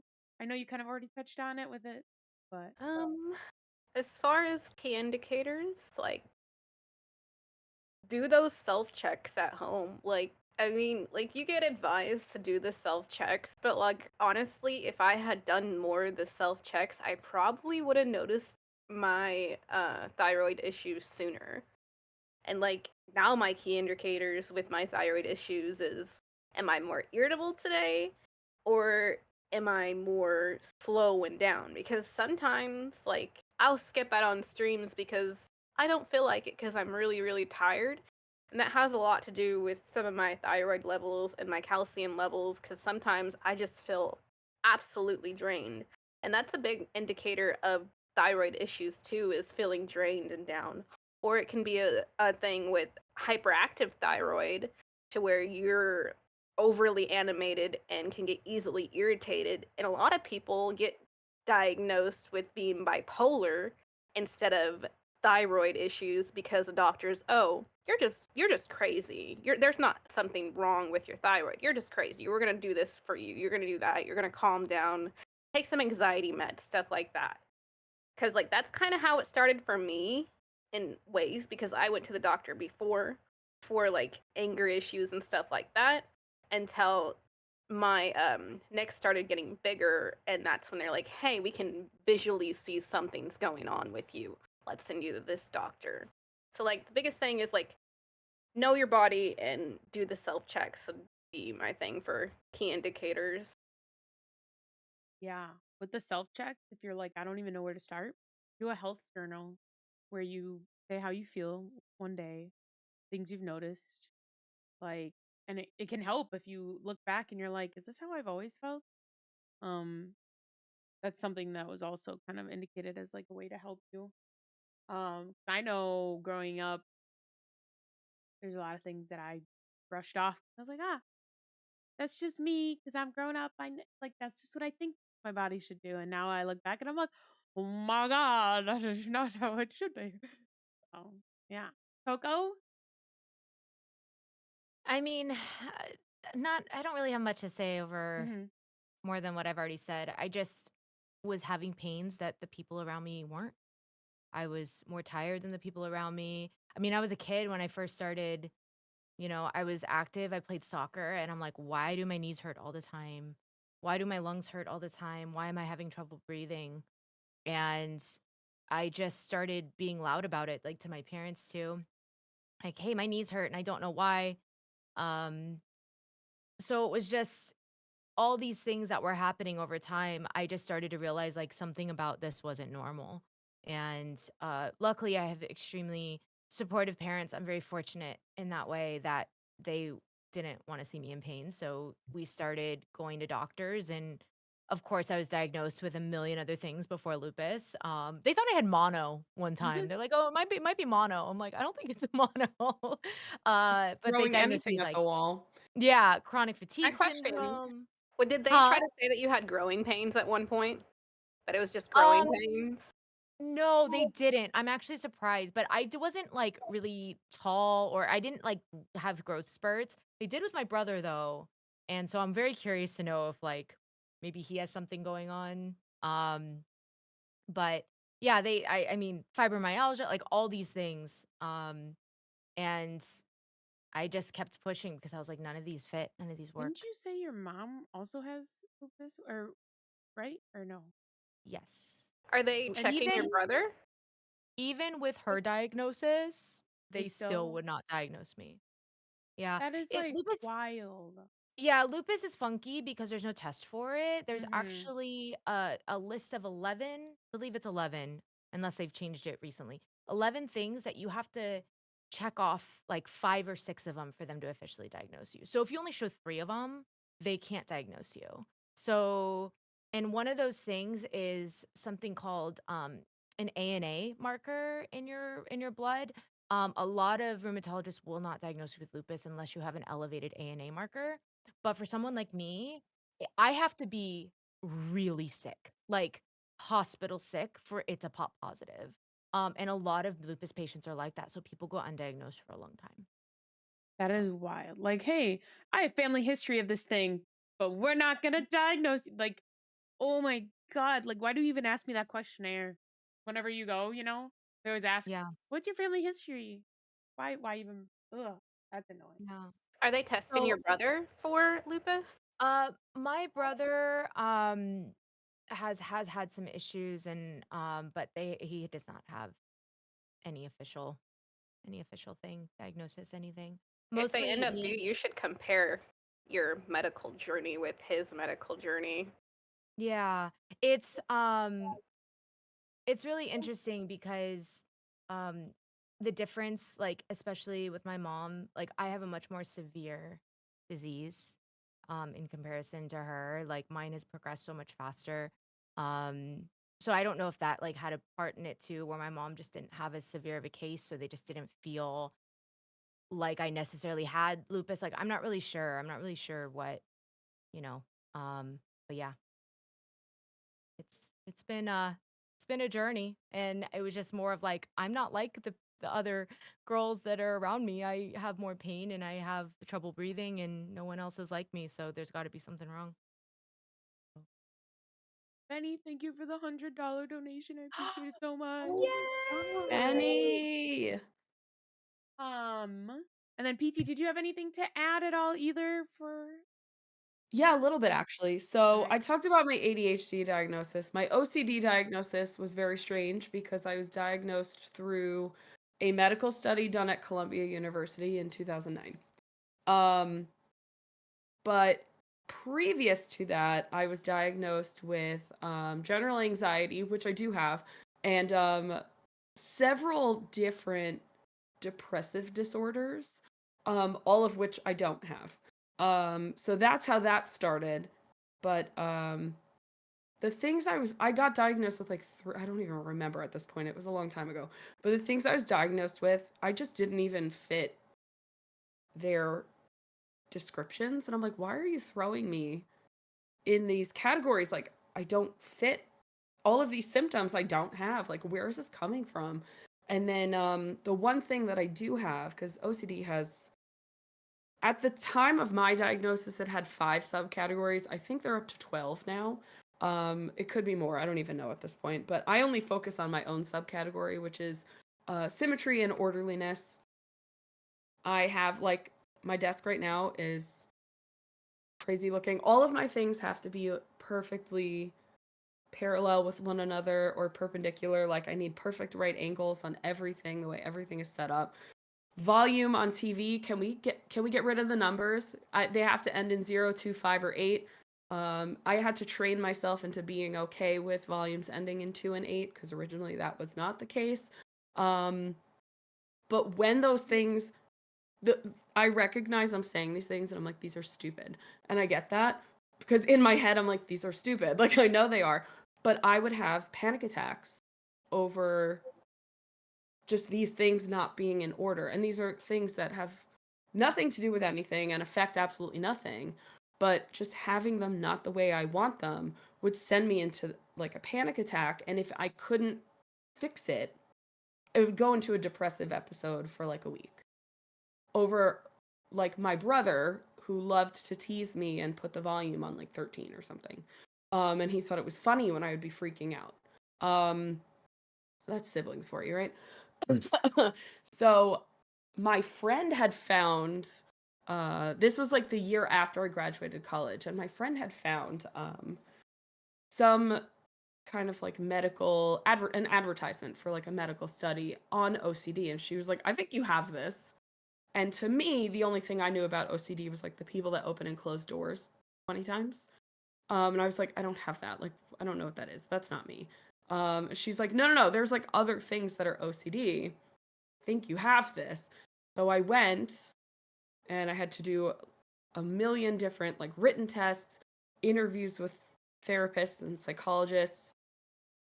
I eventually got diagnosed, which came with 6 months of free therapy, which as a person who just graduated college and had $50,000 in college tuition loans, that was nice to have 6 months of free therapy. And that was phase 1 of it. And then phase 2, they asked if I wanted to go on like a clinical trial where they would give me medication and see how that affected it. And I decided to not do that because the medication was for schizophrenia, and that scared the crap out of me. I was not comfortable taking schizophrenia medication for OCD, but so I don't take any medication for that at all. But that 6 months of therapy, I learned so many like coping mechanisms to calm myself down on things I cannot change. I still to this day, I have a lot of tics. And I sometimes mention them on stream and then I get really self-conscious about them because I do them all the time, but if I don't mention them, no one notices. And then the second I mention them, everyone is like, "Oh, you just did it." I'm like, "Okay, I'm gonna go melt into the floor now." So I will not mention what they are. But yeah, I do have You like a gave couple them of tics. ammunition. Yeah, basically, and I'll be like, "Oh, sometimes I do this," and I do them on stream all the time. But someone will be like, "Oh, I just saw you do it," and I'm like, "Well, now I don't want to tell anyone anything." I'm like, "Please don't perceive me." So yeah, thankfully my friend just knew more than I did because she was like, "Girl, you don't have all these crazy." I knew I didn't have all of these like depression related things that they like at one point they said I had BPD. It was just like all over the place and I'm like, I don't fit in with the things that are listed underneath this. Like why am I being thrown into these groups? So that of course, caused me some stress. And I was just like, whatever. I guess I've got all of these depression issues and it is what it is. And thankfully, my friend was just like, just sit and like the phase 1, nothing, this doesn't cost anything. Phase 1 is go through your testing. And worst case is they say you don't have OCD and then you're not any worse off than you were before. And I was like, you know what? You're right. And thankfully, someone else was advocating for me at 21 because I don't know what would have happened at that time. Yeah, I'm not gonna lie. TikTok taught me a lot about ADHD. Like the fact that my anxiety is probably also partially from ADHD. It's great. Yeah. Um, so Anxiety is linked to a lot of it I is. think I think honestly, if I'm being completely honest, I think a lot of people, probably at least half of people have some form of anxiety, and obviously that is triggered more when you have other things going on. Stress is going to trigger anxiety. So any kind of stress in your life can trigger anxiety. Um, but yeah, it's Mhm. so I feel like that's when anxiety is also a symptom of something else. Wait, Anxiety is a symptom of everything. Like, what do you mean? Like, yeah. that's such a general Just thing. existing. Yeah, so it's like it's Anxiety hard is just to a As symptom of I'm just like, existing. you can't see me, but like, Mhm. as I'm under the desk finger pulling, and I'm just like, yep, I I yep, get very self-conscious 'cause mm-hmm. I'm like, people can see me, but I'm constantly fidgeting in my Yeah. seat. I'm a big ADHD fidgeter. Yeah. I Big time so much fidgeter. anxiety. My cat is like my anxiety animal, and Mhm. that's why he has been here the whole time because he knows I'm Aw. nervous, so he's just sitting on me making sure I'm okay. I have had a really bad week of anxiety, and my cat, literally, anytime it's gotten like real bad, all of a sudden my cat is there, and I'm like, "Fuck, I love you, man." Like I'm just like, oh, darn it. I have the door closed right now because he tends to shut my computer off sometimes. Oh, no, I Like don't want that. so, I was like, we're not gonna deal with that stress today, but Damn, typically your he'd cat be. said no women's rights. Off. Okay. Anything else before we move on to the next question? No? Okay. I didn't want to cut anyone off, but I wanted to keep it moving. Okay, so what do you think is most helpful information for someone to know about your condition to help identify it? And also, what did you know before you got diagnosed if you haven't already touched upon that, or something you learned that was surprising during the whole process? So, I think we're to Oreo cakes for starting now. Okay. Um, so with thyroid cancer, I didn't really know anything about thyroid cancer when I was diagnosed. I didn't know it was a thing, but it's really a common thing, it turns out, to have thyroid issues. It's not so common to like have it removed and have the nodules that I had, but in black women it is common to have the it's like there's all kinds of statistics on it, but it's not as serious of cancers as most cancers, what I was told by the doctor. But it felt serious to me at the time. So like yeah, It just is serious. watching Don't let them gaslight you. they did gaslight me a little bit, but like, You're like, you "Calm know, like down, it's just a baby cancer, it's yeah, fine." It's still they're just cancer. little Right? nodules. I'm like, they're tumors. Just call them tumors. They're tumors on my neck, okay? but they were, but like the biggest indication was my neck getting bigger and like me, having anxiety and anger issues and stuff like that, and just kind of like getting super overwhelmed. And that was a hormone imbalance. And like me having my period and stuff like that could make the hormones even worse. So it just looked like I was crazy and I had bipolarism. And it's funny because my aunt also has thyroid problems now. And before, she was diagnosed with being bipolar too. So she's kind of going down the same road that I am. And I told her that, like, if they're saying they're nodules on your neck and you find that out and they're talking about a biopsy and they say there's nothing on your biopsy, don't trust them because I trusted them. And that's what happened to me. Get a So second opinion. get a second opinion, get a second biopsy because, yeah. Mm-hmm. Get a doctor that listens to you. Yep. Exactly. I did my what are they called? Oh my god, my brain is blanking on it because we've been talking about so much things. Primary physician that I have right now is a black woman. And I was telling a guy friend, I was like, "Oh, I'm so excited. Like I didn't know it was also like a black woman." I'm like, more likely they'll actually maybe listen to me because they've experienced the problems. And they're like, "Why does it matter if they're black?" And I'm like, "Because BIPAC people have an even harder chance of getting their avocation." And they're like, "Really?" And I was like, "Oh my god!" And this person was also black. That was the ironic part. But I could go on this subject so long. I'm not No, gonna though. I see your face, Oreo, just be like, um. So yeah, that's something that yeah, I definitely advocate for yourself. Was there anything else that you wanted to touch on, Oreo? Okay. Coco? Hello. So for lupus, some of the things that I learned that are very indicative of lupus is something called the butterfly rash. It's a very, very specific rash that goes over your cheeks and over your nose. It looks like a butterfly. So that's usually one of the biggest signs that you might be battling lupus. And I joke around all the time because I'm like, "Oh, I'm a vampire. I'm allergic to the sun," but I am sort of allergic to the sun. A lot of people with lupus have a really hard time when being exposed to sunlight, and they tend to get lupus flares or tend to feel worse when they're in the sun. So sometimes, depending on where I am, if I'm like having a bad lupus time, if I go out in the sun, I'll actually break out in hives. So that was something that I had learned.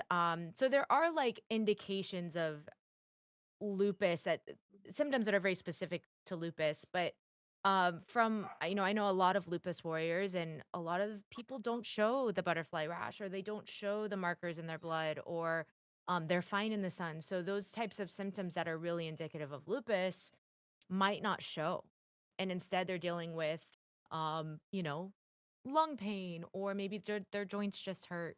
Um so I would I would definitely if you're feeling pain isn't normal. I'm so sorry, there's a dog barking outside, I don't know if you can hear it.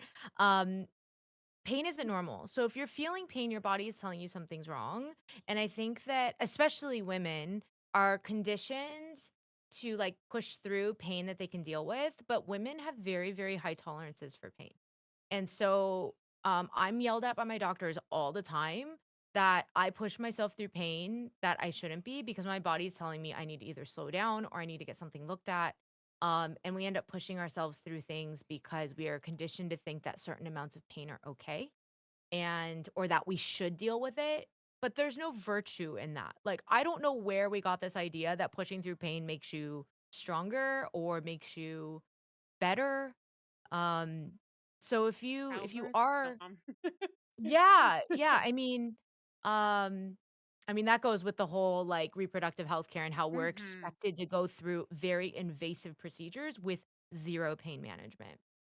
It's because Uh when we're kids and we're having our period when we first go to school and we're in so much pain, they sit there and they tell us to push through it, that it's natural. And that's why a mm, lot of people don't get stuff diagnosed until later on. Girls have appendicitis and they don't even know it because they think it's their period. Yep. Sometimes I Sorry, I literally have wasn't that trying freak to out. interrupt you, but like this is Yeah. my opinion on that. I definitely have that freak out sometimes where I get pain in my right side. I'm like, "Is this appendicitis or my period?" Yeah, is this I have no natural? Is idea. this supposed to be As someone happening? with gallbladder issues, I am always like, is my appendix bursting or is my gallbladder just having a conniption right now? Co- Um, Coco, was there anything else Nightmare. going down? no, I think that most like, if you suspect something or if you have I'm, like, hot and cold on this, like, Google it, but take everything you read with a grain of salt. But there is information out there, especially on nonprofit websites. Like, if you suspect you might have lupus, like go to the Lupus Foundation of America's website because they're going to have the most accurate and up to date information about the disease. Same thing with anything else. I watched an interview with a doctor that was talking about how the reason why women tend to have autoimmune diseases and chronic diseases more than men is because we take on the burden of the world. In our relationships, in our families, like women have to take on so much. They're responsible in many cases. Women are responsible for maintaining a household or taking on not only um family responsibilities, relationship responsibilities, but also now like who can survive on a one person household, like one person income. Like now, years decades ago, women would be able to stay home and like the man could, provide for the family and you could survive. Now you have women that are uh real prominent in the workplace now and building like incredible careers, but then they're also expected to take care of households as well. So it's like no wonder women are coming forward as more common with chronic diseases. It's because the stress levels are higher for marginalized genders. Well, yeah.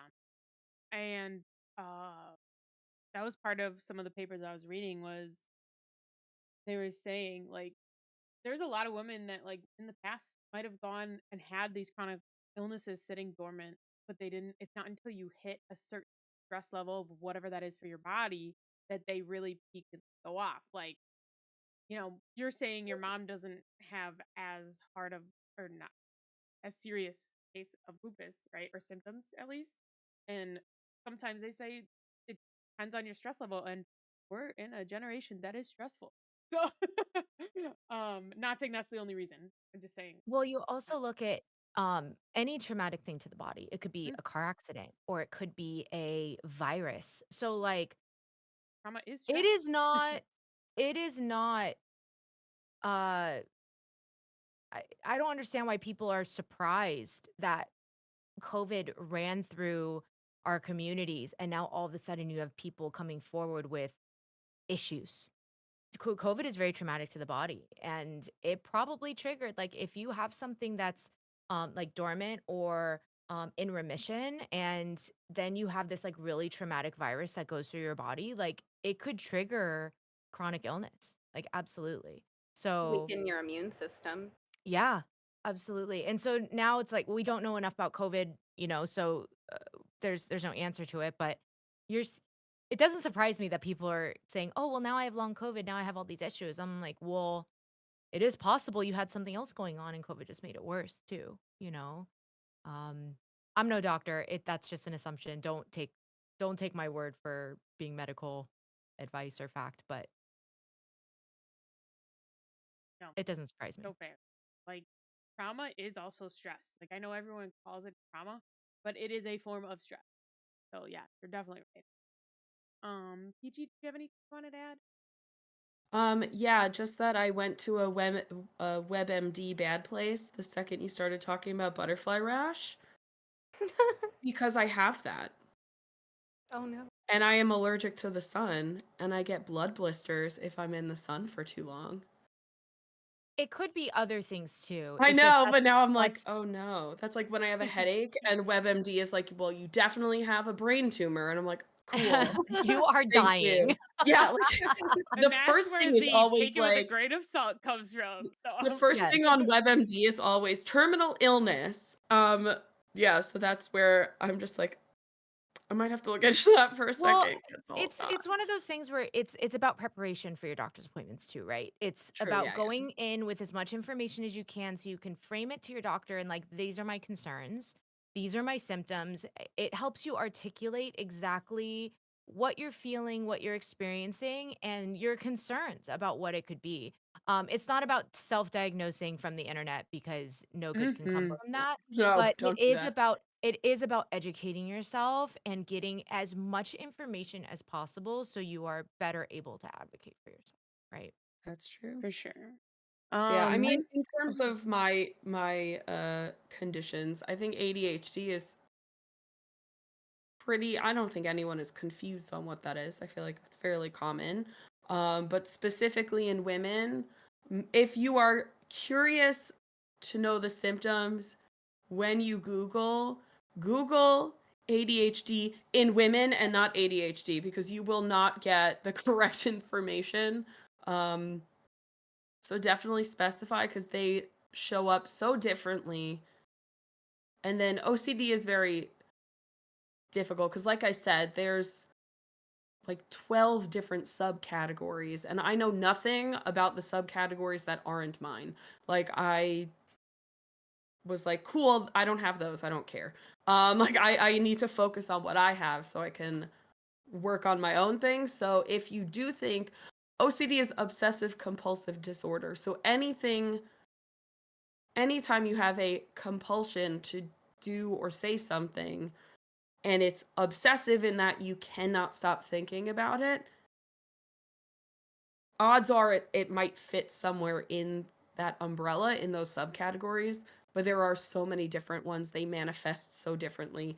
They look differently person to person. Like I said, I didn't even know when my friend was like, I think you have OCD. I was like, I don't open and close doors 40 times before walking through them. Because in my head, that's all I knew about OCD was Mm-hmm. the obsessive routine, which I don't have. So the internet is free. The information is out there. You do have to do some digging to find reputable sources, but the information is out there. I think if you're curious and think, "Hey, maybe I do have this," just do some research on it. See what the symptoms are, see if they line up. I also think it's really expensive to get diagnosed with these things, and in some cases self-diagnosis is completely valid. Um in Like things like I'm Yeah, and things like ADHD especially, it's really expensive to get diagnosed, and it's a pain in the ass, honestly. It took me years to get diagnosed with ADHD. 4 years from the point of me trying to find a therapist to actually getting evaluated. 4 years. That means I spent 4 years worth of money trying to get evaluated. So, I think it's totally valid to self-diagnose. Um, for me, because I was diagnosed so late in life, I mean, it didn't really affect anything. It just kind of explained what was weird to me. It kind of just explained it to me. So that was kind of just helpful moving forward. But I mean, at that point, I had already been through way too much school where diagnosis would have been helpful if I was still in school beforehand. Because you can get teacher aides in element through high school. You can get like an aide to help you with things like that. Mhm. You can also So get extra time on tests. yes. I For missed all that. testing validation. Yeah. Yeah, like I'm not officially diagnosed yet, but my little brother is, and he actually teetered the line of ADHD normal and severe ADHD. Like I guess they said he was like a few points off from severe. And I was like, cool, I already thought I had it, and now I really do. Um and then like we look at our parents and we're like, yeah, it tracks. Like My mom is um undiagnosed ADHD. yeah. Everything she does, I'm like, okay. Yeah. It's also the when you make a connection from one thing to another, but there's like 17 branches that you don't verbally say. So like my mom will say something and I'll in my head go from that to 20 different things and then say the last thing and she's like, "What the hell are you talking about?" I'm like, "Wait, wait, wait." It made sense in my head. I forgot to verbalize the chain of command before I got to my point. Um but my mom does that too. I So like think we just confuse each other basically. I think for me, like even just being aware of it, at least for 80, has really helped because at work, if I have a set schedule and someone decides to blow my schedule up with a fire drill, I get furious. And for the Mhm. longest time, did not know why. And I'm like, this makes sense. Or like the way sometimes like my mood changes crazy sometimes. Like the other things. But like whatever. Or I I think PT you were touching on this earlier. Like I will know something, and once I know something, I'm like, can you hurry up and finish your fucking sentence? Like, let's go, let's go, let's go, let's go, let's go, let's go. Like I'm like, you're too slow. Come on. Like, and it happens a lot. Like at work, like I'm relatively smart. I don't like to say I'm like smart. People tell me I am, and I will be like, yeah, I got it. Let's move on. And then like, or if I'm teaching someone, I'm like, how do you not get this? And I'm like, you need to stop. Slow yourself Like down. patience. Yeah. Like, so, like I never ever say to someone, how do you not get this? But do I think it in my head? Yeah. And then I go, Yeah. no, slow yourself down. So like, even though there's not necessarily a way to treat ADHD, I mean, there is some meds that can help with it. And it doesn't go away. I feel like the awareness helps with? I have post-its Oh, everywhere. yeah. Yes. Like, Post-its everywhere. biggest thing I've learned Because from I work think is I write it think down. faster than I do, so I have to write things down. Um, this is literally everything I thought during stream yesterday. Okay, to keep us on time, I'm gonna next question. All right. So, what has been the hardest thing to kind of cope with since being diagnosed with your condition, with chronic illness? I think we're Coco. Did you start that one, or did I not go to Trinity on the last one at all? You're muted. Okay. I just all of a sudden was like, wait, if I started with Oreo, I didn't go to Trinity. Oh my god! Did you have something to say, Trinity? I mean, I do, but Yes. we're pressed for time, If so you guys are good to go over, I can go over, but I don't want to press any of your time. Because whatever. Let me know. because one of the main things that I think is important to try and get diagnosed for PCOS is kind of technical. That's why I was like, it's okay because it'd take a minute to like explain it. But We no, got it's to up cut to you. questions up. Really simple ones would be to track your period, to see the lengths of your cycle when your cycle starts day 1 of your period until the next period. Track your cycles because it's going to be a very drastic difference. It's not going to be, tiny little fluctuations. They're going to be very, very big. Next one, as I showcased earlier, was the male pattern baldness of hair thinning and hair loss. And it's not like stress of because you lose hair when you're stressed. It happens. This is going to be very fast hair thinning. It's going to be like, am I going bald? Kind of like concerning. The next one, which is the more technical part, and this is from the research from all of these medical institutes, specifically the NIH, the National Institute of Women's Health.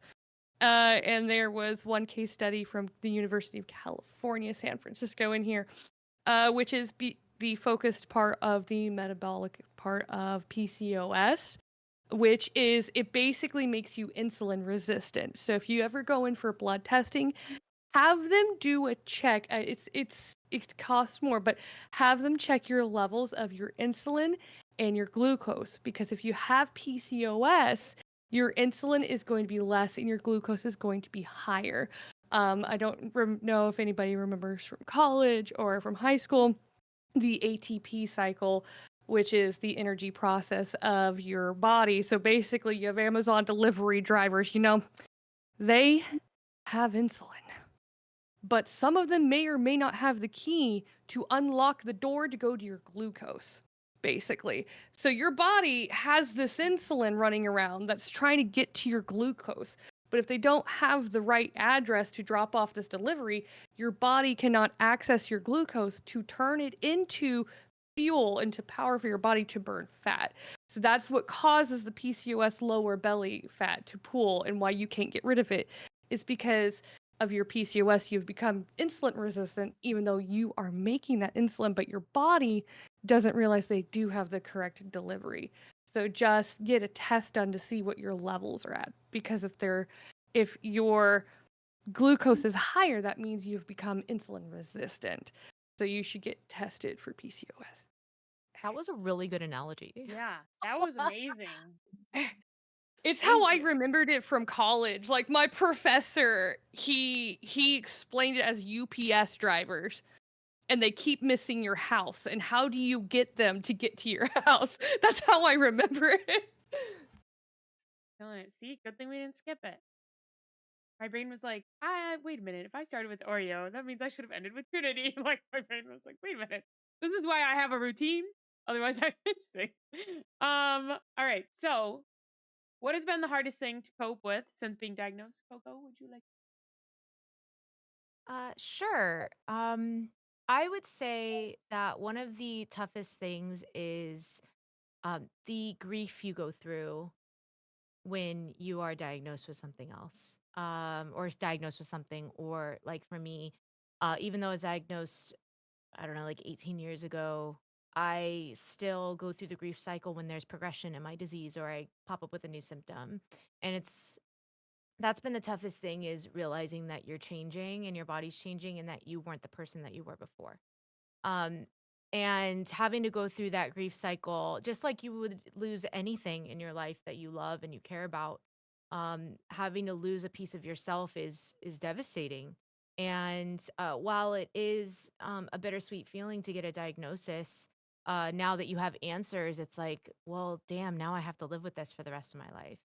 And while it's extremely validating that, I know you talked about this earlier, Peachy, where it's, you know, well, I got diagnosed so late, it could have helped me earlier. Like, there is a comfort in the validation that You're not you crazy. were being told for so long. Yeah, you were being told for so long that, Like being you know, ungaslit.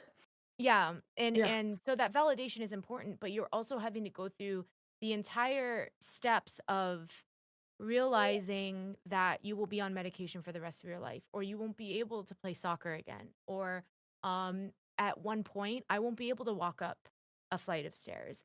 And that could be really devastating. So on top of the physical pain and the physical adversity of something like lupus, you have to also go through that mental struggle of um really dealing with the grief, and also dealing with us as humans are not meant to live in pain. We're not. And so having to live the rest of your life like that can cause depression, can cause anxiety. A lot of physical pain and mental pain go hand in hand. So that's probably been the hardest thing for me, is trying to stay positive and proactive with my disease, while trying to manage the mental side of it as well, and not letting the grief overwhelm me to the point to where I want to give up. Because once I give up, the disease wins, right? And I have made it my mission in my life to make it easier for the generations after me that have lupus, that they don't have to go through the same things that I went through.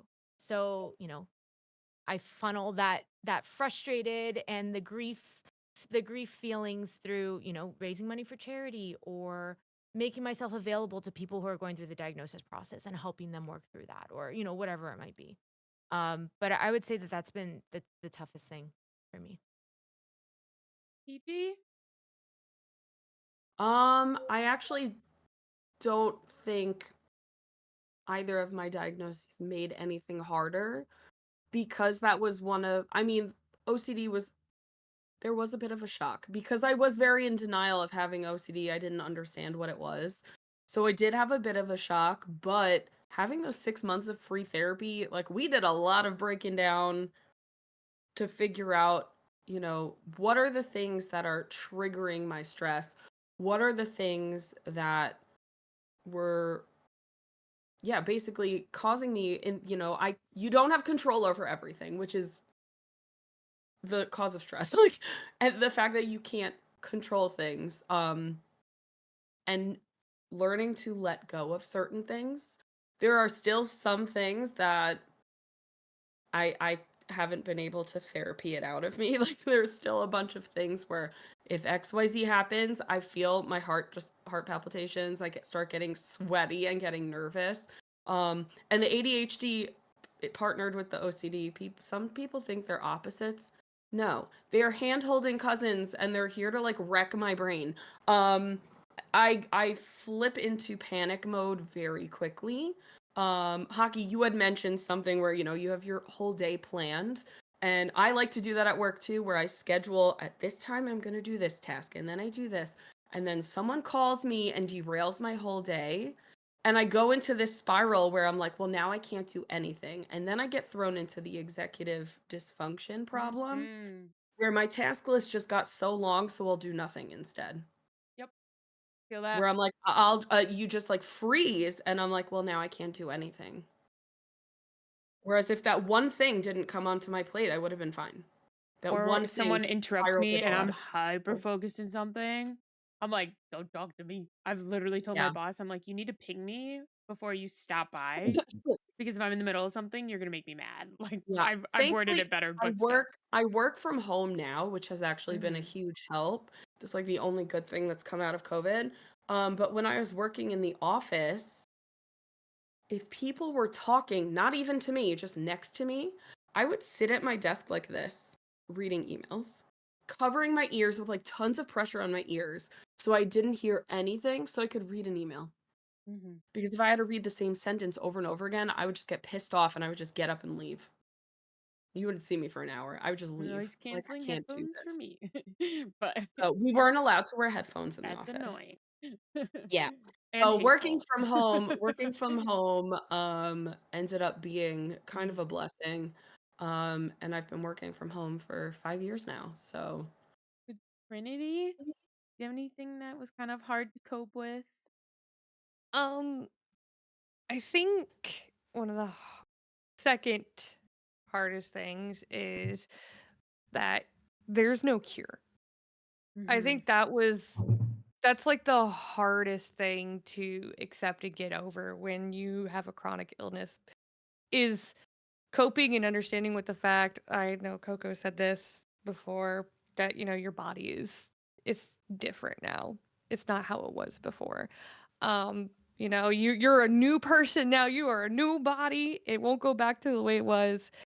And coping was really hard for me to realize that I have something that's going to be with me for the rest of my life now, and that's really hard to get over mentally, especially when you get diagnosed like earlier on. It's like, wow, I thought I was gonna be able to do all of this. Like, you got like a 5-year plan about all this because a little tiny trigger warning here for people. I'm about to go into infertility here.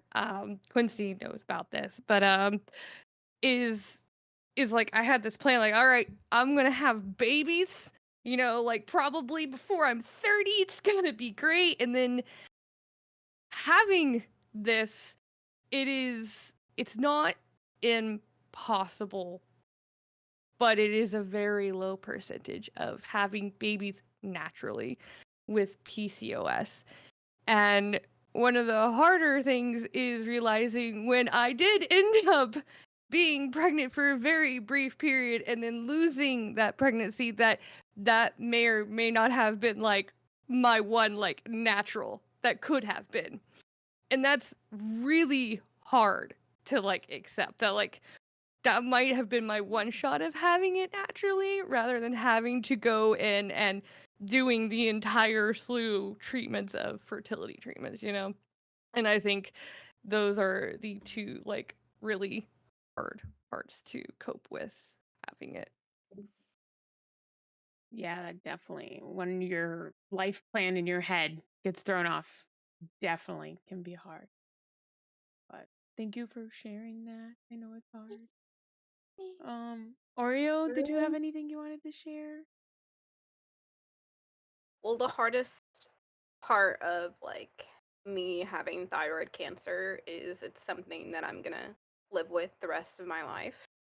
I have to take a pill every morning. If I don't get my pills, I get very sick.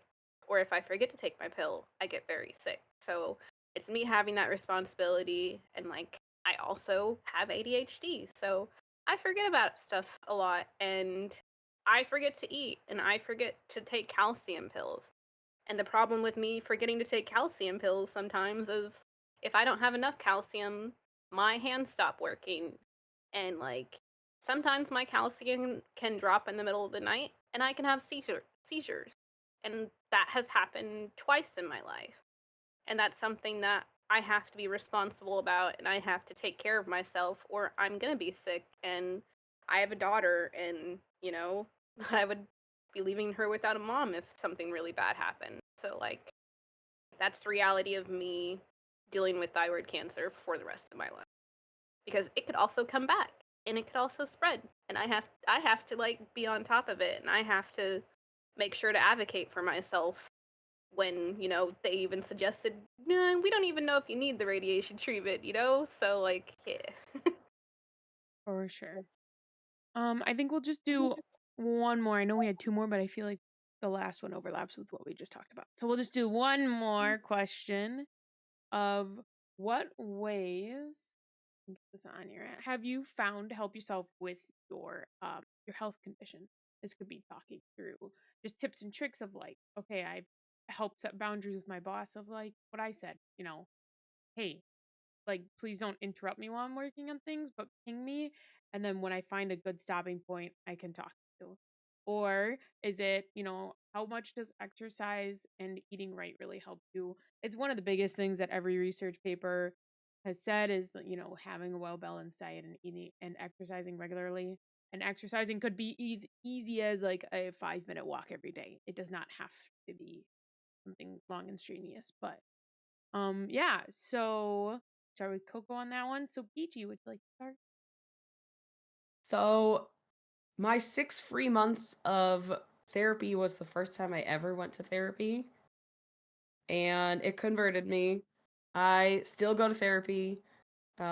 Even when I'm like, "Hey, I actually feel good," I still go to therapy. You just I don't know, I think it's good. Thankfully, my medical insurance covers it, because therapy is also insanely expensive. We can't have anything nice here. Um, but yeah, so I'm a big advocate of therapy. There are a lot of free slash affordable therapy um options for people who don't have health insurance. Um, but yeah, like a therapy session without insurance for me is like $300 an hour. So it's insane. I can't afford that. Um, but my health insurance covers most of that. So I think I end up paying about $40 a session. But that's still it adds up. I will say check your employees' benefits because there is a thing called EAP, which is employee assistant programs. And when you get diagnosed with ADHD, autism, and I think OCD, I'm not saying all, but a lot of those EAP programs will cover, like mine will cover 6 free therapy sessions a year. So like, and a lot of times these things are a year and they do repeat. Now, the therapists you can go through those programs are a little bit more limited, a little bit harder to get in, but if you are able to, they are free. Um and I know depression is one of them that I can also, like if I'm feeling depressed, get free sessions for. So just on that topic, please check those if you have those through employers because those are free Yeah, and if resources you you can use. don't, check through your state. Every state has um services that are free or affordable. So even if you don't have health insurance, every state has some kind of program. So definitely look into that. But yeah, I'm a big advocate for therapy. It definitely taught me more about myself, about the things I struggle with, coping mechanisms that work for me, because what works for me might not work for the next person. Everyone is different, everyone's brains function differently. Even if we have the same diagnosis, we could be just very different in very different places in our journeys and whatnot. So I recommend it. The resources are there. Unfortunately, it takes some digging to find something that works in the therapy realm sometimes, but I do think it is worth it. Trinity. Um, I would like to first say that I think for like any kind of like chronic disorder or disease is that your mileage is going to vary. Everybody's going to be different with things that are going to help them. For me, what has helped my symptoms of PCOS has been vigorous exercise, specifically weightlifting, and from the National Library of Medicine and the ASRM, the American Society for Reproductive Medicine, have done 2 different case studies on different forms of exercise of women that have been diagnosed with PCOS. Women that go through a training program of 4 weeks didn't necessarily see a reduction of glucose in this system, which, as we talked about earlier, the energy cycle. But women that went through a moderate exercise program of 8 weeks did see a reduction of their glucose So, from my experience, when I have done vigorous exercise of a lot of weightlifting and just keeping up with that, over the course of like 2 months, I'll notice that, like, hey, everything, I'm in like less pain now. I feel better now from the symptoms of PCOS, and there's actually scientific backing of two different case studies that it does lower your glucose, so it's making you less insulin resistant, so your body is working through it. Um, I do see though that these the research on this is only 12 years old. They only started doing this 12 years ago to try and figure out how we can lessen the symptoms of PCOS. But for me personally, exercise has literally helped with that. And I'm not talking like I'm just gonna walk on the treadmill. I mean, I'm going in. I am doing hardcore weightlifting, and that's been what has helped me personally. And again, your mileage may vary, but some sources out there are saying that it does have it's it's fractional, but it does help lessen symptoms for me. So true, so fair. Oreo? As far as like things that have helped me with mine is talking about it, getting advice from other people that, also have to take pills every day. Like, I've gotten myself into habits of, my pill is right here in the morning. I take it, and then I take this one later because, like, I can't take this one with food and I have to eat 30 minutes afterwards, or I'm going to get really sick. Because, like, when I take my pill in the morning, it boosts me up. So if I don't have any calories, I'm just gonna crash, essentially. But I also have the ADHD, so sometimes I forget to eat. So I kind of like have to like time myself and make sure that I'm taking care of myself, making sure I'm taking my vitamins and all this other stuff. And like that's kind of been my savior to like have a habit of doing my medication, have a habit of watching myself, going to my appointments and stuff like that. Thing. For sure. You're like reminding me of so many things I do.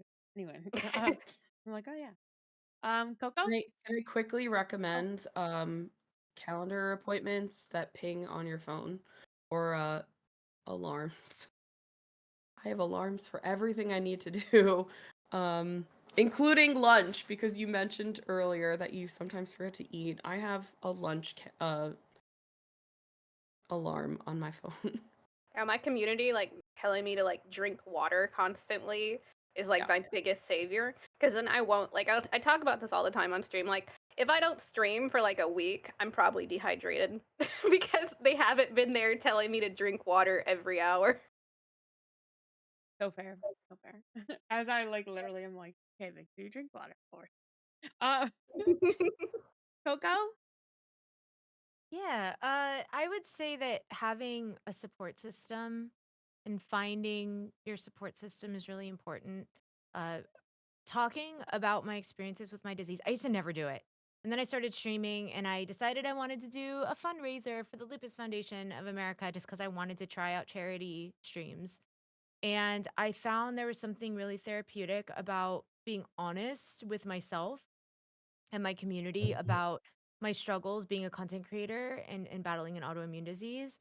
And then I started to find I had people flocking to my channel that struggled with lupus or maybe another chronic illness and was like, "Hey, I heard you talking about this and I really appreciate you bringing education to your stream and bringing awareness." And so now we have this community of lupus warriors and chronic illness warriors, and we don't shy away from tough conversations about it because pretending that life is lollipops and rainbows like doesn't help anybody.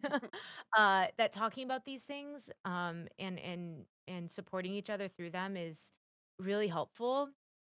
And this includes IRL support systems too. Surround yourself with people who are going to support you in your health journey and maybe distance yourself from people that make you feel like you're a burden because it's really easy to feel like a burden when you're Mm-hmm. sick all the time, or maybe that you feel like you need to talk about your situation or how you're feeling. And I really think that um the people that you surround yourself with is really going to make and break how you're able to handle your disease. Like I have a partner who is so hecking supportive and battling this disease for so long. Like I've had partners that refuse to go to the hospital with me because the hospital made them depressed. Like Ew. how am I supposed to get better when I have a partner Right. who's going to say that, Please right? goodbye. Gross. So, like, I really encourage Next. people to find a support system. If you don't have people in your life, like, go. I am such a big advocate for going to like nonprofit websites and finding because they have lists of support groups and places that you can go to talk about the things that you're struggling with, and you'll find people to support you in that way. Um, on top of like the eating well and the exercise and all that stuff, I'm just a like a huge advocate for the support on the mental side as well because you need it. You need it. You're not meant to be in pain all the time. Hmm. Yeah, I would say like after my experience of being in the hospital and stuff and like them leaving me there for so long, I'm terrified of doctors now and I literally have to go see doctors. So I have my husband who is very supportive and like able to like comfort me and get me to go and will even go with me so that I feel comfortable there. So like yeah, it's very important to have a support system that understands what's going on. Yeah. So some things that, for me at least, especially from what you guys were saying, helped me kind of with all of my things. Like for my ADHD, especially, you kind of noted on an Oreo. Like I make my stuff visible. Like I'm eating vegetarian. I have been for a few months now. I have to take my pill in the morning because like you don't get enough B12 otherwise from non-meat resources. And if I don't have that stuff on the counter, I forget. I went on vacation and I just came back and I didn't have it on the counter and I have not been taking it and I've been like, whoops. So this morning I make sure it was on the counter. So I definitely get that. I think my biggest advice is don't be afraid to fail something that you think is going to help. Like it's okay to try things out and if they don't help, that's fine. Like or if you're going and you're working out and you're like, this routine's not working, that's fine. Adjust it. Try something else. For me, I found after years and years and years of figuring shit out is that I need to work out in the morning because after work, I want to go home and just chill. I don't want to go work out then. I understand it gives you more energy. My brain knows after I work out, I feel so much better. But I don't care. Like I gotta wake up and do it instantly because I have more energy. I have that less like dysfunction, executive dysfunction in the morning. So I actually get up and go um and then like I know what Trinity is saying, like you need to go ham for working out, right? But also don't be afraid to take baby steps of getting you into the routine so then you can go harder.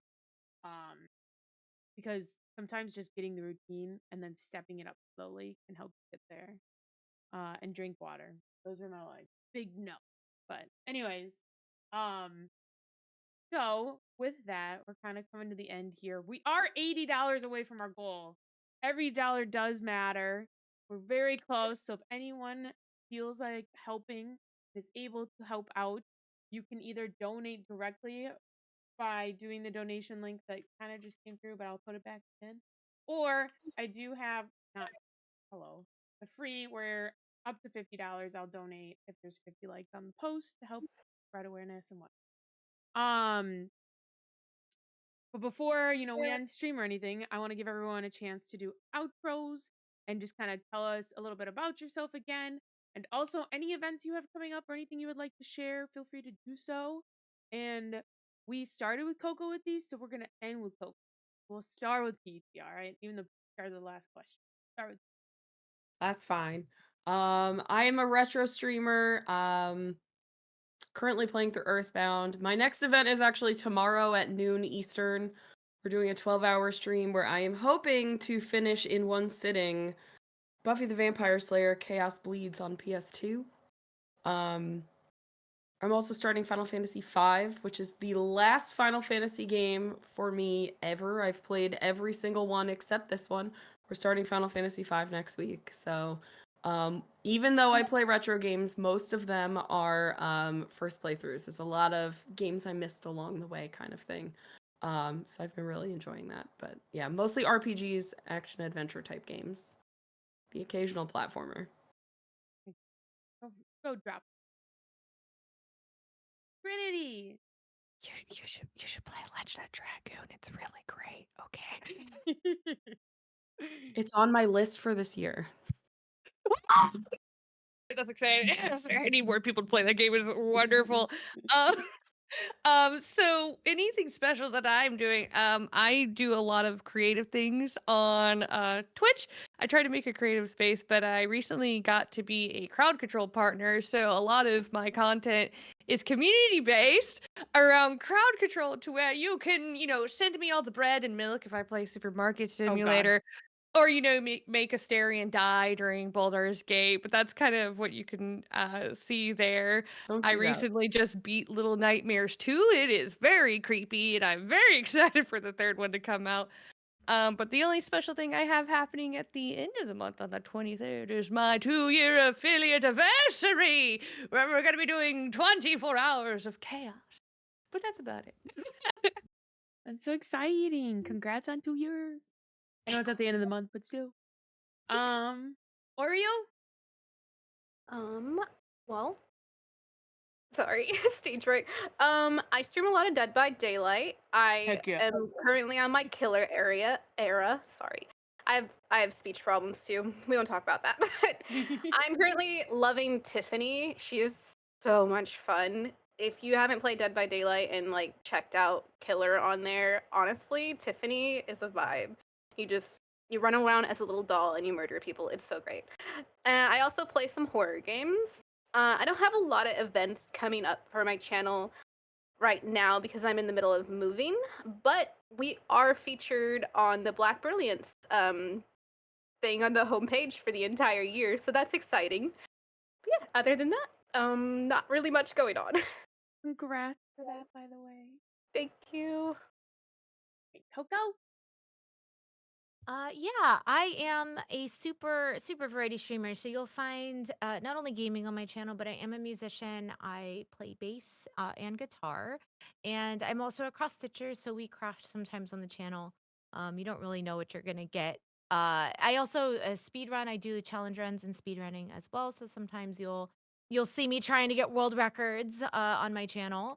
And the biggest event that I have going on right now is actually another a charity event. I love how we all like we all support charity here. It's like one of my favorite things about Twitch is Yeah. the give back to charities, nonprofits in the community. I organize the largest collaborative fundraiser for lupus research on Twitch. And we are about to hit $1 million raised. So we're really excited about that. That's happening in May. And that's like all I'm focused on right now is inviting people to join us for that event. So it's going to be a big one. I'm really, really excited.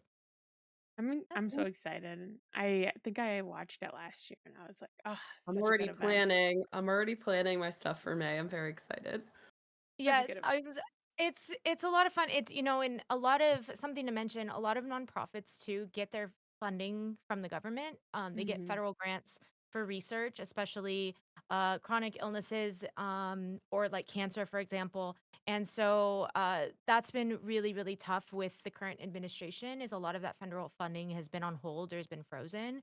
So fundraisers that we're doing for these charities are really, really important right now because it's going to help supplement um, those types of grants, research grants, or support programs. So just know that if you're a streamer or if you're donating to charity or for fundraising for charity, like it's needed more now than ever.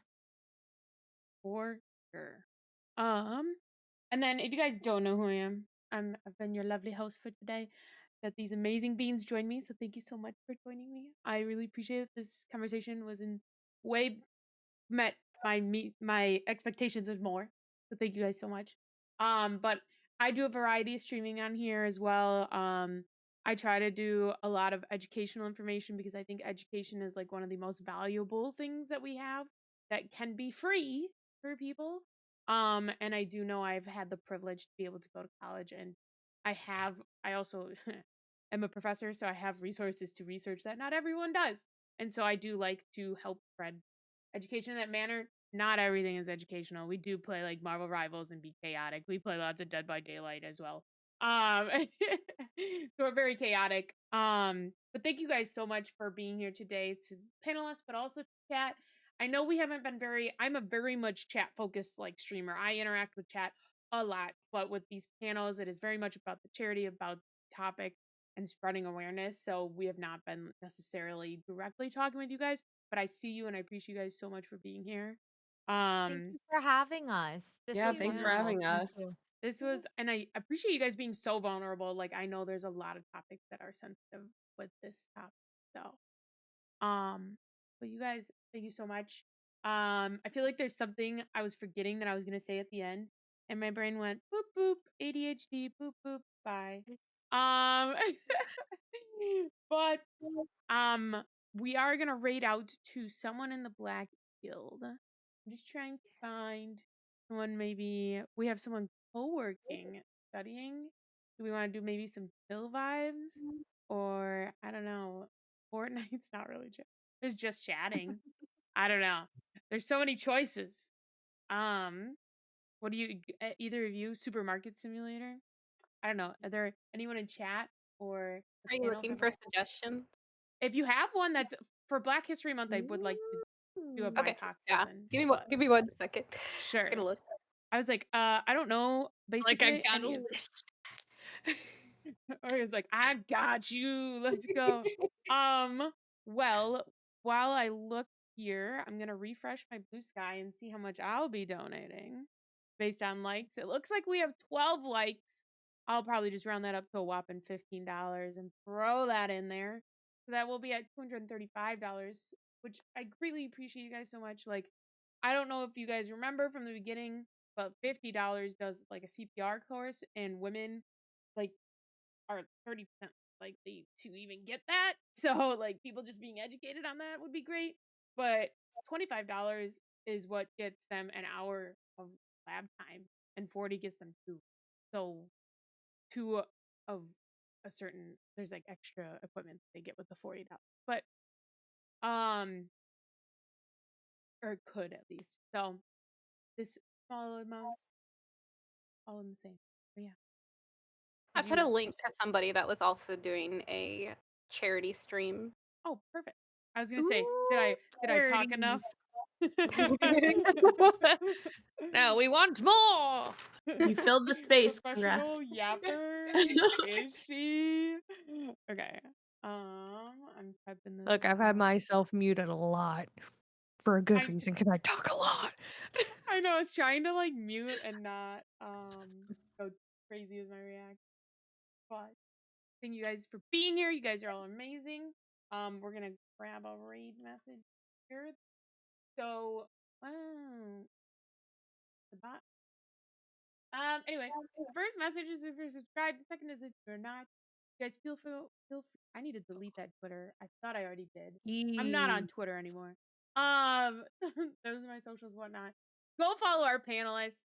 You guys got all their links earlier, so please go do that. Otherwise, let's go share some love over to. Is it pronounced Control Alt Twin? I think so, yeah. Okay. Share the love over to them. And y'all keep being baddies. And thank you guys so much for being here. To you, chat, as well. Have a good rest. And we'll talk to you later.